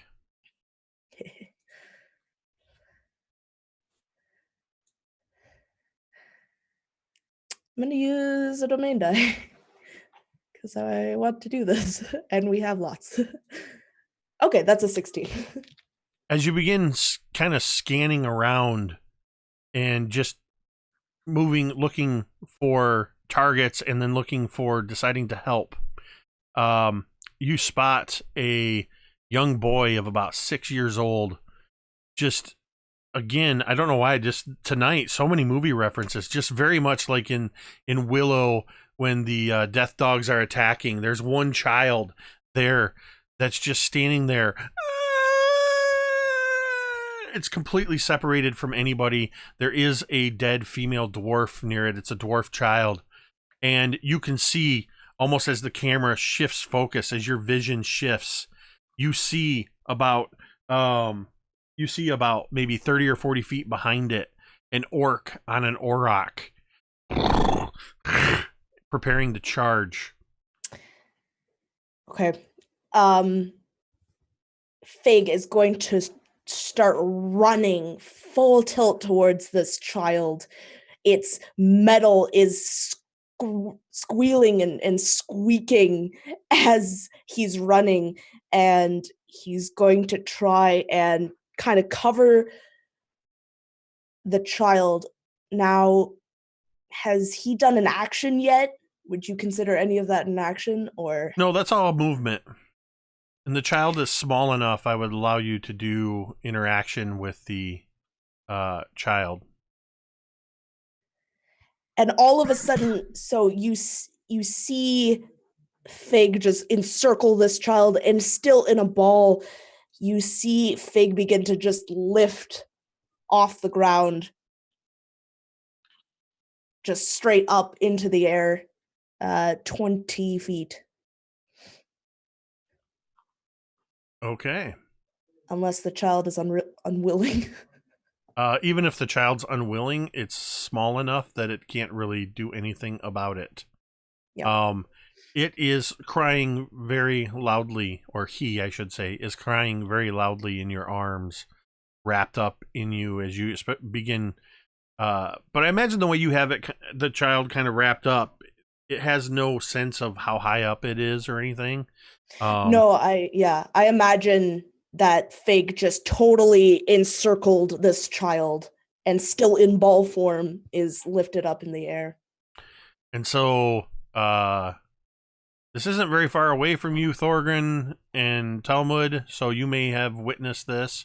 Cantriel, you definitely see this. Thorgarn, the two orcs you were immediately dealing with are dead, but there are plenty more orcs around you, including the orc chief in the middle of the square. There's nothing next to me. I thought I just got attacked by something. Then I take a tusk. I'm sorry. Yes, you are correct. There is an orc on an auroch. I forgot. Yes, you had basically, it's immediately in front of you. This giant beast. All right, so my first attack is a 26. Against the auroch or the orc riding it? I'm gonna go for the auroch. All right, 26 hits. All right, I hit him for 11. All right. My second attack is a 19 That also hits. for another 11. Another solid hit. Is he still standing? The auroch is indeed. It's in a frothing, just wet saliva, from just,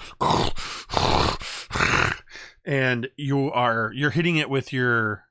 Both of those were with the Warhammer. So yeah, I mean, you can hear bones breaking, and bruises welting up on its hide already, but it is still standing.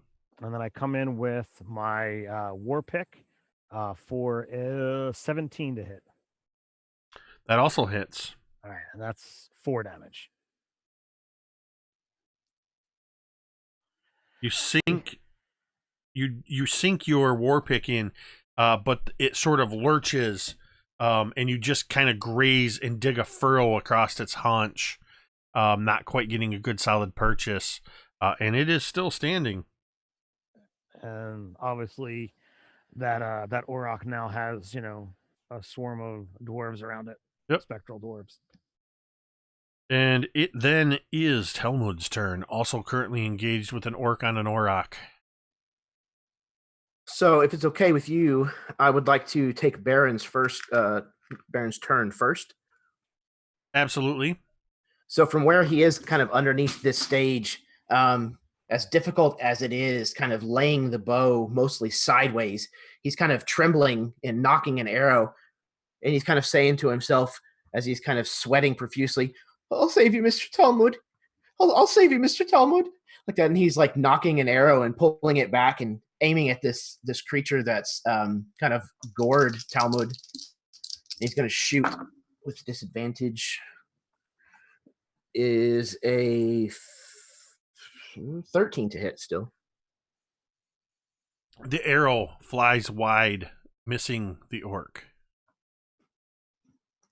Excellent. Okay.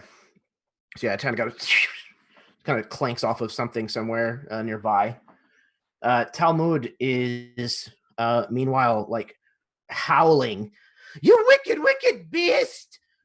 Like as this thing is like careening all over the place with him kind of attached to its head. Finally, he manages to get his hand on Goethe, and then he finally pulls Goethe out, and while basically kind of attached to this stupid creature, is going to bring it up and down on top of the thing's back. All right. That is going to be a dirty 20. Absolutely hits. Beautiful. Absolutely beautiful. So yeah, several of the ancestors come pouring forth from Talmud's body, kind of bounding and surrounding this creature, luckily not having to really make contact with the ground as they kind of float about. He is going to deal 15 points of bludgeoning damage to this auroch, and immediately follow it up with a brand spanking new extra attack. Fantastic. That is unfortunately only a 12, however. Which is enough to hit this giant auroch. Excellent. The broadside of a barn. Oh, God. Then snake eyes. So that's going to come out to 8 points of damage. Bludgeoning.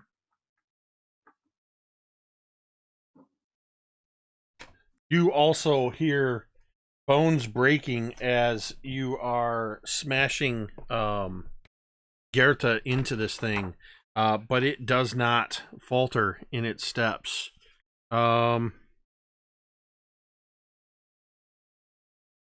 Just checking.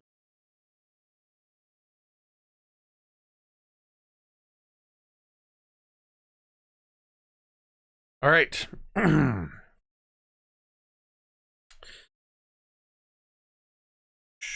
That was Talmud. It is the war chief's turn.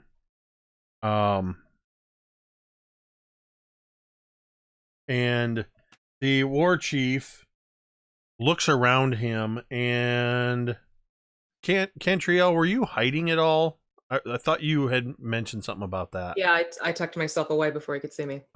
Give me a stealth roll on that. Sure. 21. Oh. He's looking around. He doesn't see you. Let's see what he... Oh, something just happened. What just happened? Thank you. Tamiko! I'm going to mark this down on paper. Tamiko has just purchased you guys another domain die with 500 bits. Thank you, Tamiko, for that. We, of course, greatly appreciate it, and Talmud will need that, I'm sure. So the war chief, here's what I'm going to do. So there are 3 targets that it can clearly see. So 1, 2 is Fig in the sky. 3, 4 is Thorgarn, and 5, 6 is Talmud. Thorgarn. A spear comes hurling through the air. With a 15 on the die, that is going to be a 21 to hit. Yeah, I got all excited when you said 15. I'm like, I deflected out of the air. But no. That is.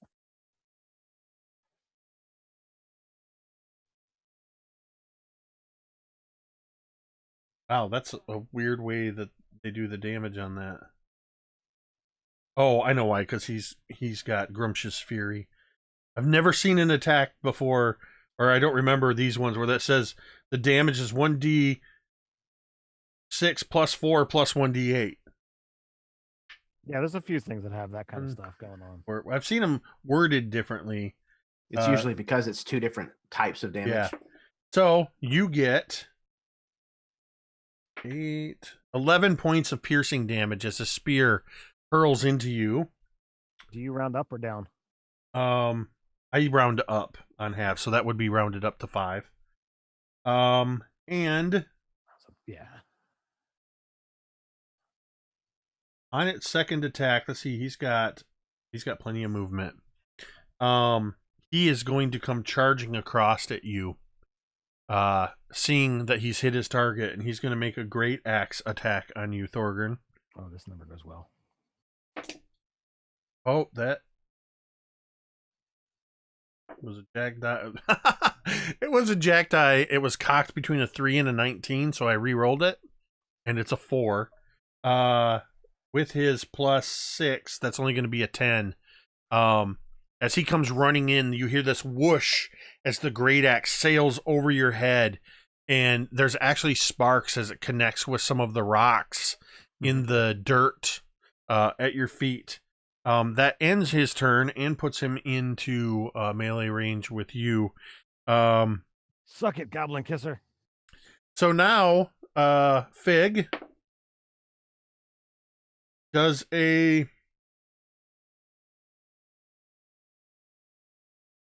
Well, I have your AC as a 15. 13 is going to miss you. But a 21 is going to hit you. My armor class is 12. So both of those will hit me. I'm looking at the wrong... I was looking at Cantriel's AC. Okay, so you're going to get hit by 2 of these arrows. So you are going to take... fortunately, you're protecting the child. So you take 7 plus... You take 13 points of piercing damage as these arrows clatter off of your form, but they manage to find some delicate bits. At disadvantage, because of your swirling ancestral guardians, the Aurochs are going to attack each of you, Thorgarn and Talmud. So at disadvantage, Thorgarn, you're lucky because one of those was a nat 20. But the other one at disadvantage is still a 21. But it doesn't get the extra charge attack because it's not charging. Man, you are getting lucky, Ted. A 1 and a 2 on those dice. You take 4 more points of piercing damage. Talmud. That is a mere 9. As this one dislodges its horn from you and attempts to pierce you again. However, there are orcs on the back of these aurochs. Thorgarn. An 18 to hit. Talmud. A 15 to hit, which I think misses you. Nope, it just hits you. The 15 would miss me. The 18 hits you, though. It does. So you also each take Thorgarn. Ooh, that's a D12. You take... Oh, the luck ran out. You take 15 points of slashing damage. And Talmud, you take 12. Nope, 10 points of slashing damage. As they do their damage to you all. Cantriel. You've seen the war chief from your hiding spot as he rushed in, attacking at Thorgarn, and Talmud and Thorgarn are both holding their own, but they're getting pretty bloodied up. Is there anyone sort of by him as well as other attackers, or is he sort of like, I see his back and I see the two of them type situation? He's immediately next to Thorgarn, who has an auroch with an orc on him. Okay. Talmud and his companions, we'll say, are about 10 feet away because they had come from opposite directions and gotten pushed away. Okay. Because I still have that Melf's Acid Arrow scroll, All right. which I'm gonna aim directly at Big and Ugly's back. You remember that. You found that scroll. Mm-hmm. So I have it. It's I have to do a ranged attack. It's 90 feet. And then he'll take 44 acid damage immediately and 2d4 acid damage at the end of its next turn. Wow. That is quite the... I was saving it for a special occasion. I always find it fun when you say 4die4 really quickly. 44. I know. It's like, holy crap, that's a lot of damage. yeah. And you're like, 44 oh, damage! no, That's paladin not that damage. much. Not that much. But still, it's something. And because just this is more for Ted and for the audience. The way I do spell scrolls is if you are a caster, you can read any spell scroll. It doesn't matter if it's, but if you are not a caster, you have to make an intelligence check to see if the spell functions. You are able to read the spell. Sweet. And what is your attack? 16. 16 is exactly what you needed. Okay. As you tell me what it looks like as you read the spell scroll and the scroll dissolves in your hand into the spell. I have it unfurled, and as I'm reading it, I'm letting my upper hand drop the scroll so it starts rolling up on itself in this green glowing light and almost disintegrating at the same time. And by the time it reaches my bottom hand, I've extended my bottom hand out and aimed it towards Big and Ugly. And out come the arrows. Which we have. Not the greatest. All right, we got 6. Wait, you got a 6 total? Oh, wait, no, I have to roll again. I only have 3. So, all right, that's an 8. You have 8 total. Yep. Doesn't it do For the the damage acid. again next round? At the end of his turn, he's going to get 2 more d4. I have 3 d4 to work with. All right. So that was Cantriel's turn. At the top Oh, of the... no, wait. Oh, sorry. You're Hold not on. done. Because I have my bonus action. I'm Oh, assuming yep, sorry. I'm someone's sorry. about 60 feet away from me. I'm forgetting also that you guys are level 5 and have unlocked all kinds of new abilities and... Oh, this is just Bardic Inspiration, which I'm going to pretty much shout to my dear friend Talmud. Next time, swing it a wee bit better, darling boy. And he has Bardic Inspiration. And remember, you can use that in your attacks. Talmud, this is actually the first you've heard her voice. Yeah, I think when he hears that, he's just finished like clocking this this beast around, and it's given him just a small reprieve. And he kind of turns around, surprised, and you see his face light up. Hello, dearie. He like waves like high above his head. Oh, hello! It's good to see you too. You as well. I hope you're doing fine. Oh, excuse me. And he's gonna turn back around to what he's doing. And in the midst of this battlefield reunion, you guys hear a finally, though really, maybe only less than 30 seconds has gone by, you hear this sort of from different parts of the city, you hear these muffled war horns sounding. And I don't know that Cantriel, you wound up hiding over by the wagon, right? Or were you elsewhere? I was elsewhere. Okay. I kind of pictured myself sort of in a different angle from everything further down the street. So then really none of you see this exactly, except for Baron, who is underneath it, as a heavy, large set of boots drop down from atop the nearby building, landing on the stage, splintering boards. Poor Baron underneath with his bow cocked sideways. All this dust comes down, and he's like, as the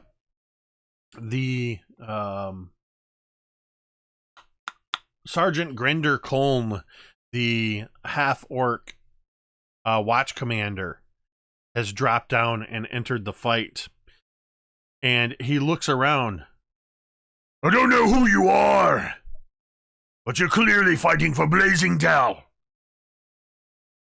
Do better! And all of you have advantage until the end of Sergeant Colm's next turn on any of your attacks. As he's just sort of giving you a rallying cry. And you also hear as other people have joined the fight, it appears that Sergeant Colm has raised the militia, the rest of the militia, and they're joining the fight. And you can hear clashing from around the town and arrows flying through the air as we come back to you, Fig, 20 feet in the air, holding a crying dwarven child. Fig, you would see a face of Fig suddenly kind of pop out from this ball, and you also see that from where Fig was injured, this iridescent blue ooze almost dripping out of him onto the floor, the sand below. And Fig his face kind of pops up, and he looks around, and he's going to try and find a safe place to kind of take the child. So you're trying to find a safe place? Yeah, I mean, there's a lot of places you could go into. From your vantage point, you could actually try to fly over into one of the where they deposit probably not the one that's broken with the coal in it, but some of these sort of like ore elevator things, or on top of a building that doesn't currently have orcs on it, even down between buildings into a building. It's your choice, really. Okay. I think that Fig is going to levitate over to one of the buildings. Okay. In hopes of being able to usher the child inside. Yeah, you absolutely can do that. And there's already several other people have on their way inside there. In fact, there's one or two dead bodies just outside the door with arrows sticking out of them. They didn't quite make it inside. I request that you keep this child safe, if you would. A dwarven man reaches almost hesitantly towards you and then kind of snatches the crying boy away from you. just kind of recedes back into the shadows of the building. That's pretty much just movement for you. If you have any actions you'd like to take, you're pretty much actually to move with the levitate counts as a action. Okay. Yeah. I was thinking you were using a fly spell. Oh, okay. Good to know. Good to know. Thorgarn. Still engaged with an Auroch with an orc on its back, and the orc war chief is right next to you as well. How bad is the Auroch looking? Is it on death's the Auroch door? is looking really bad. Would you call it death's door, or would you say just bad? Well, if this were 4th edition, it would definitely be bloodied. And it's let's just say that it's yes. You can tell. You fought your fair share of beings and creatures and stuff, and you can know. It's got blood, like foaming blood at its nostrils. Its tongue is hanging out. It's snorting and breathing heavily, but more in a. All right. Well, we ended my last attack with the Warhammer or the war pick still in it, so I'll start there. And that's 8 damage. You had grazed it. You had kind of cut a furrow into it, so you I still thought have. you had said it got stuck. No, so you had because you had only done like 4 points of damage. Okay. You had skimmed across it, so. Then I'll swing it again, aiming for the head or neck, since it's right there. And like I said, it's 8 damage on the swing. Well, you got to make your attack roll. I already did. Oh, sorry. I have a 18 to hit. I think 17 to hit. Okay. Before. Yeah, definitely hits. You said 8 more damage? Yes, sir. You swing around with this war pick, burying it in the Auroch's neck and carrying that force through, and you just sort of drag it straight down to the ground. As you pull your war pick out, there's a great gout of blood spraying across the sand. And the orc, I'm going to actually make a dex save for the orc. With a 2, he goes tumbling and lands prone on the ground next to you, the one that was riding the Auroch. Is his leg trapped underneath? No, he's sort of kind of like going over the handlebar kind of thing. All right. Because of the way these things have sort of a hunchback. Okay. So then I'm going to turn my attention to what did you call it? War Chief Big Orcum. The big guy, is the war chief. So that is a 26 and an 18. Both of those will hit. All right. So this is with Faithkeeper. So what is that? 6. So 13 and 10 damage. So a total of 23. 13 and 10, so 23. He takes these hits, just Talmud.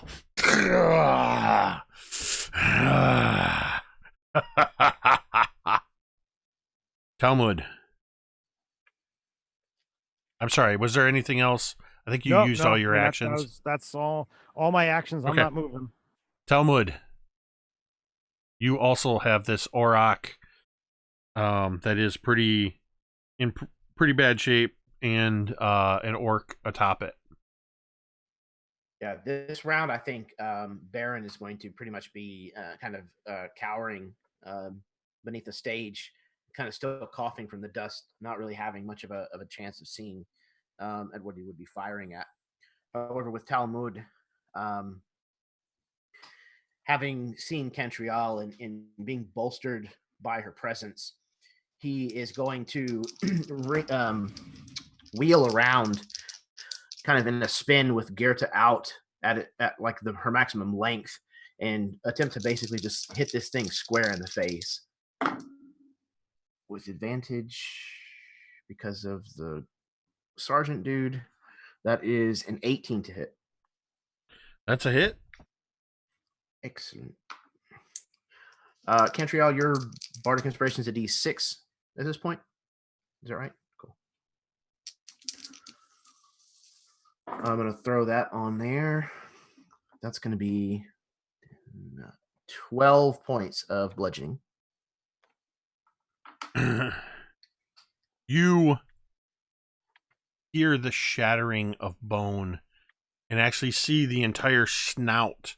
And actually your swing catches the very bloodied horn that had previously pierced you, breaking it off as it passes through the shattered horn into the face, shattering it, its jaw hanging loose as it pivots down to the ground, staggering for a moment and falling dead. The orc atop its back also being thrown head over heels, landing on the ground at your feet.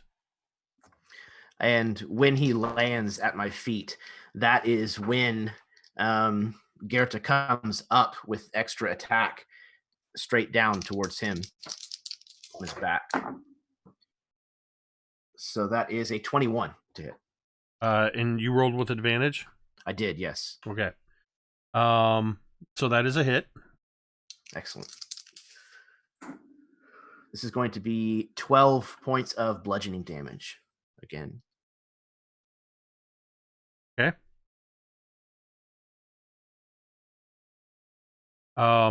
You hear as you bring it down on him, you bring it down onto his back, and you feel it kind of sink in as bones break.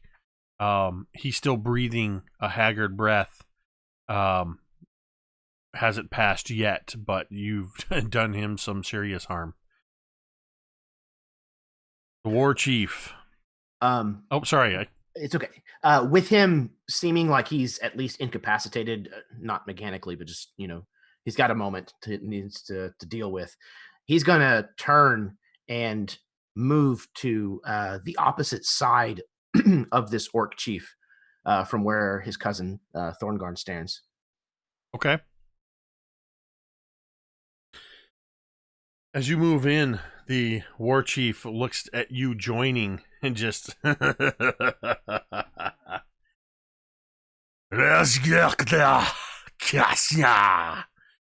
he's going to attack both of you. Isn't this where he takes extra acid damage? Oh, was it on his turn or... End of his turn, he's going to take damage. Okay, at the end of his turn.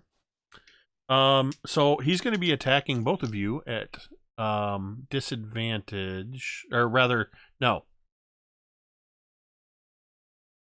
Hold on. Did you attack him, Ted? I can't remember. I did. Yes, okay. That's right, because you did that damage. So he's going to attack Talmud at disadvantage. Which is going to be that's a 12 as he swings towards you, Talmud. But it's a straight attack on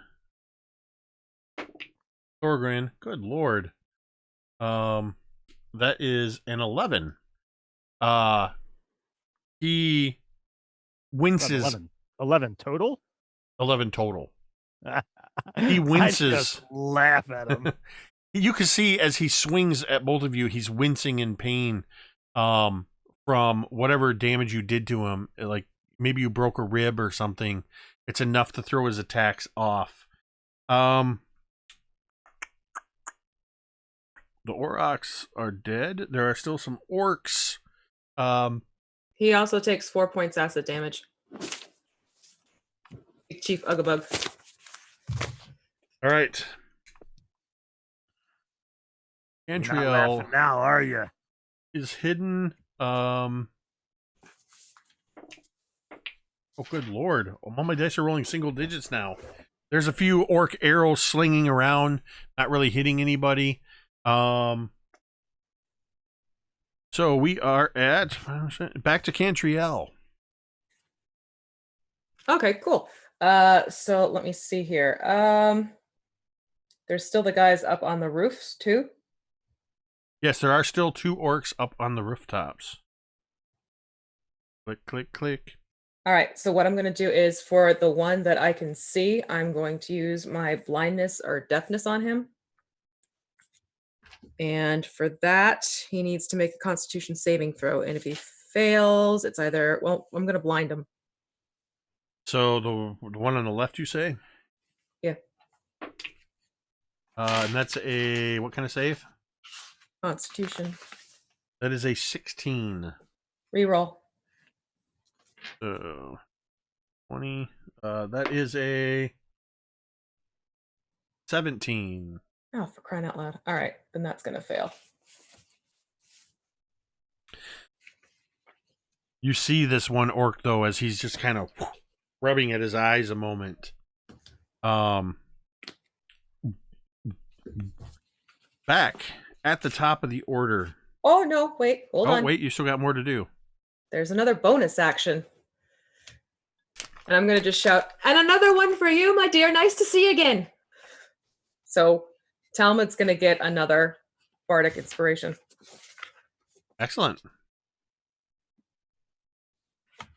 So back at this point, you can hear Sergeant Colm barking orders and just ordering some of his militia as they're directing their attacks at some of the perimeter orcs.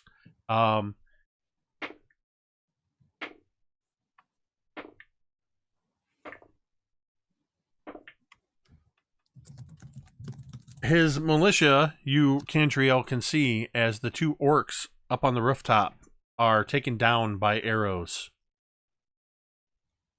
And we are going to go to Big.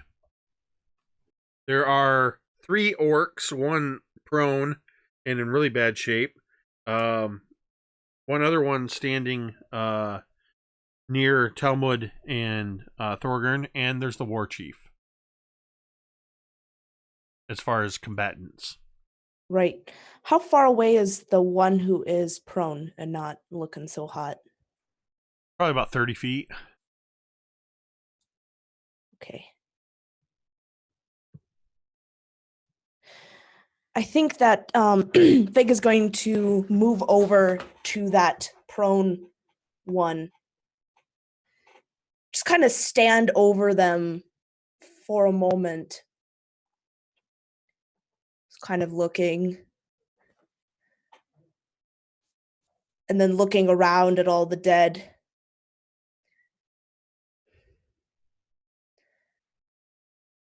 You didn't do a very nice thing, did you? And out from Fig's forearm comes this blade. It's kind of the end is at the elbow and the hilt is at the wrist, so that when it comes out and flings out, it just goes right into Fig's hand. And Fig is going to bring down, and this blade looks like it's been part of Fig. It has the same rusted metal gold look, and there's even a few gears on the hilt, and for a moment you can see through the arm these gears and the inner workings of Fig before the compartment closes up, and Fig is going to stab. All right. That is a... It's at advantage. Ooh. Ooh! That's a crit. How do you kill this orc? This poor, defenseless, dying. Fig brings down... I just saw V's face. V's not having any of that. Fig takes this dagger and brings it down very hard onto the orc's chest.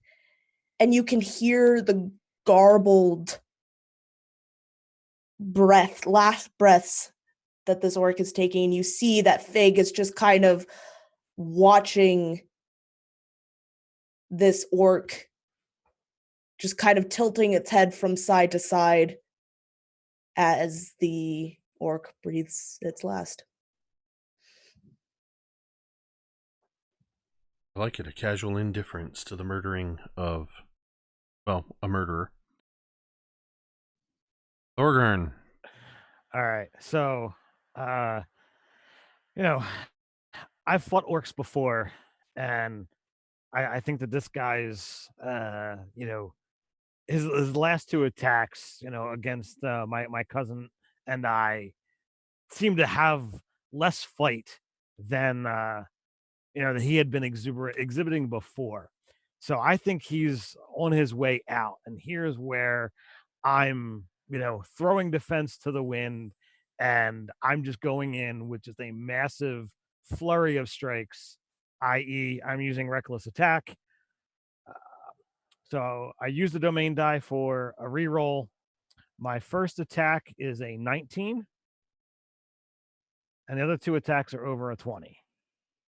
So all of those hit. All right. So max damage on the first. So that's a 15.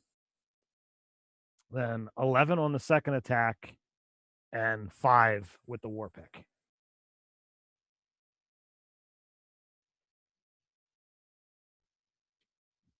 So you just come in this hail of Warhammer and War Pick, just swinging recklessly at the War Chief as he is. And he's not laughing anymore. And if you're done, it's Talmud's turn. Indeed. And the War Chief has a bit of a slump to his posture.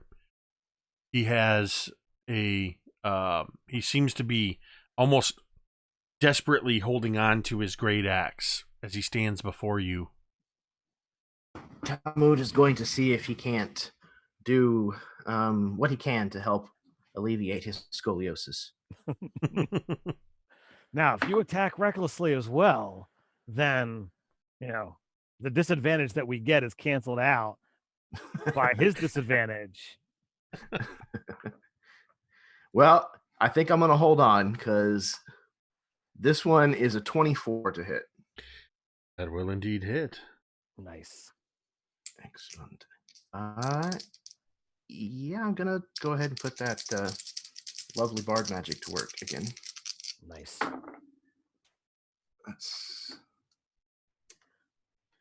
That is 13 points of damage, bludgeoning. Gerta strikes a solid blow, catching him on the chin, breaking one of his tusks, sending a couple other teeth flying. And he's now, for the first time, you actually see him looking around as if he's looking for some sort of escape.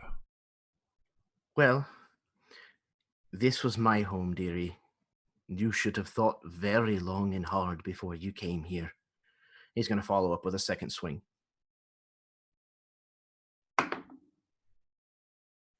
That is a 19 to hit. And that is also a hit. More Girta damage. This is going to be 7 points of bludgeoning. Talmud, how do you want to end this? He issues this proclamation in the voice of his ancestor to this wounded orc who kind of looks up at him. And there's a dark shadow that kind of passes over Talmud's face after having said this. And then there's a shadow that passes over the orc's face, the shadow of Girta. And it clocks him in the side of the head. There's a resounding snap as his head attempts to rotate backwards. And he spins with the inertia down into the dirt.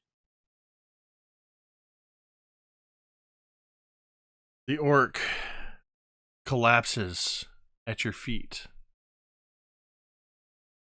Around you, all of you can start to realize, as you look around you, there's no more battle happening.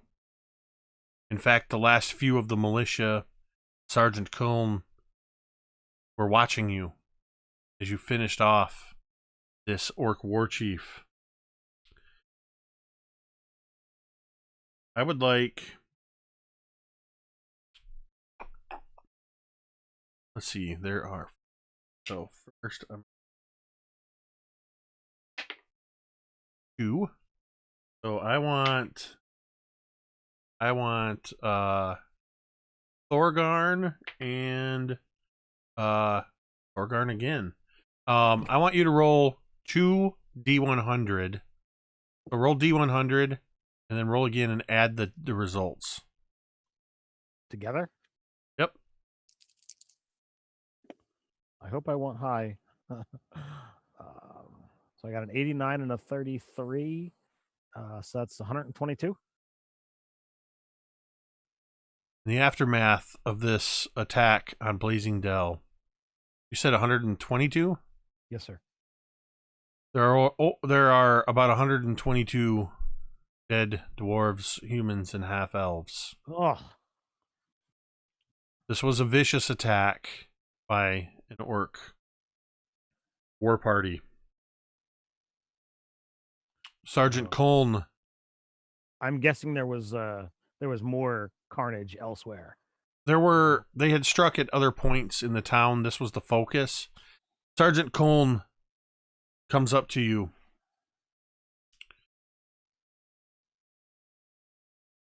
Comes up to us or me personally? Comes up to both of you standing there. And he actually looks around at Fig and Cantriel and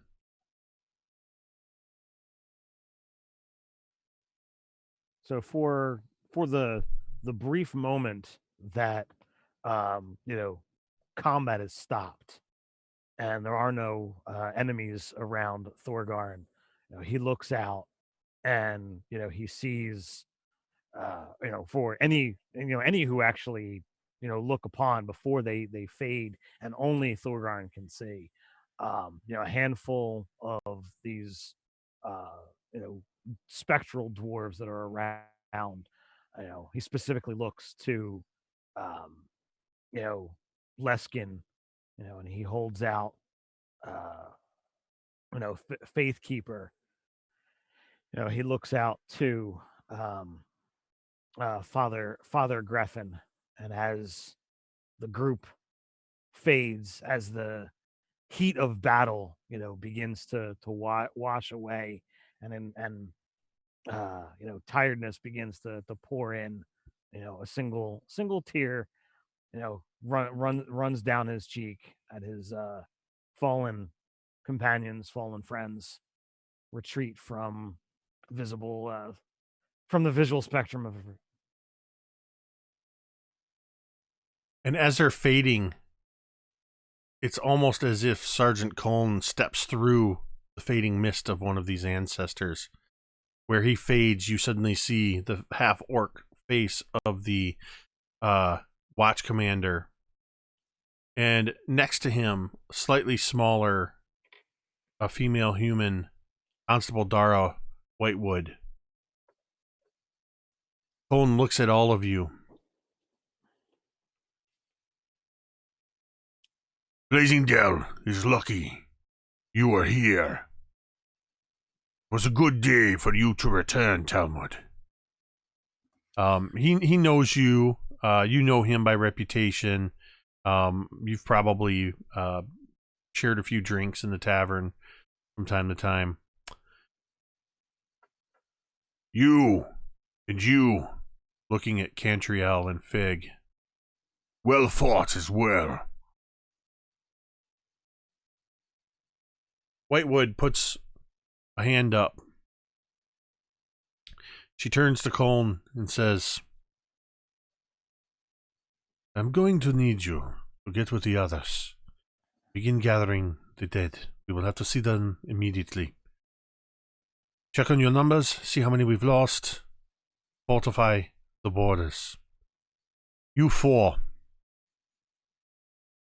We need to talk. And that is where we are going to end tonight's session. Wow. It feels good to be back in this campaign. This session went a little bit longer because we had a little bit longer of a lead in. And again, it has that weird onus of having to set everything up and bring everybody together for this. But everybody has been bonded in blood. So, just for the record, and as I said, I will have this fixed next week. I'll get the domain dice graphics fixed. I know exactly what I did wrong. But you guys currently stand at 19 domain dice. I'm definitely liking the new system, where I'm really interested to see if they get down low, how conservative you guys are with those.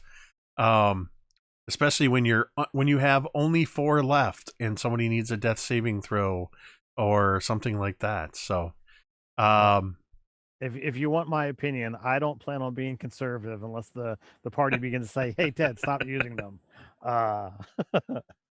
That's the nice thing about it being a party pool. Anybody can use them, and you can tell each other, much like inspiration. You can tell each other. Now, I'm not like Ted. I don't award inspiration at the start of every session. I'm also notoriously bad about remembering to dole out inspiration, but seeing as this is the first session and it was just well played by everyone, everybody gains a point of inspiration at the end of the session. So thank you to everybody who tuned in tonight or who is watching this later on the VOD. I thank you very much. We're very excited to be back with what is now called the Dawnbringers. I'll be updating season 1, which is the Sunless Citadel, with the Dawnbringers handle as well. Shout out to everybody in the chat that was with us. There's quite a few people. I didn't watch chat as closely tonight, but I see that there's quite a lot of activity and quite a few friends that have been with us for the entire duration. We love you and we appreciate you all so much. Of course, shout outs to EverJ and Tamiko for the bits and for the subscription, awarding 2 of the domain dice that were used tonight. And those are ways that you can also participate in the stream. As we get out of here, I am, of course, Jake from Mini Terrain Domain, MTD_Jake on Twitter. Consider subscribing or following the channel here on Twitch. Also, head over to YouTube, where you can watch this and the other campaigns in their VOD forms on youtube.com/Mini Terrain Domain. Here on Mini Terrain Domain on Twitch, Thursday nights at 8:30 p.m. is the Dawnbringers campaign. On Sunday nights, this coming Sunday, we'll be seeing the return of Jolt of Personality, our long-running Tomb of Annihilation campaign. Monday, we will be back with, I believe it's episode 12 of All That Glitters, our Waterdeep Dragon Heist campaign. Every other Tuesday, not this next Tuesday, but the following Tuesday, I will be over on the Dice on Ice channel, playing in a Curse of Strahd campaign. Once a month, I'm over on Erasmus Expeditions, playing in Momentum Whispers and Fragments, I believe is what that one is called. Another campaign. Once a month, twice this month, I'm over on Nerdarchy, playing in the RPG Crate. What is now, we've structured it as a campaign with some other great players, DM'd by Ted. So V, I just need you to DM a game so I can be over on the Crafting Muse playing in a game, or you can DM over here. Otherwise, I of course play in multiple games with all of these wonderful players. Check out their channels, the theDMsCraft, the Crafting Muse, Nerdarchy, Dice on Ice, and Erasmus Expeditions. We are going to go ahead and get out of here now. We are going to end the stream the same way we end every stream, and you can say it with me if you want. Omitted.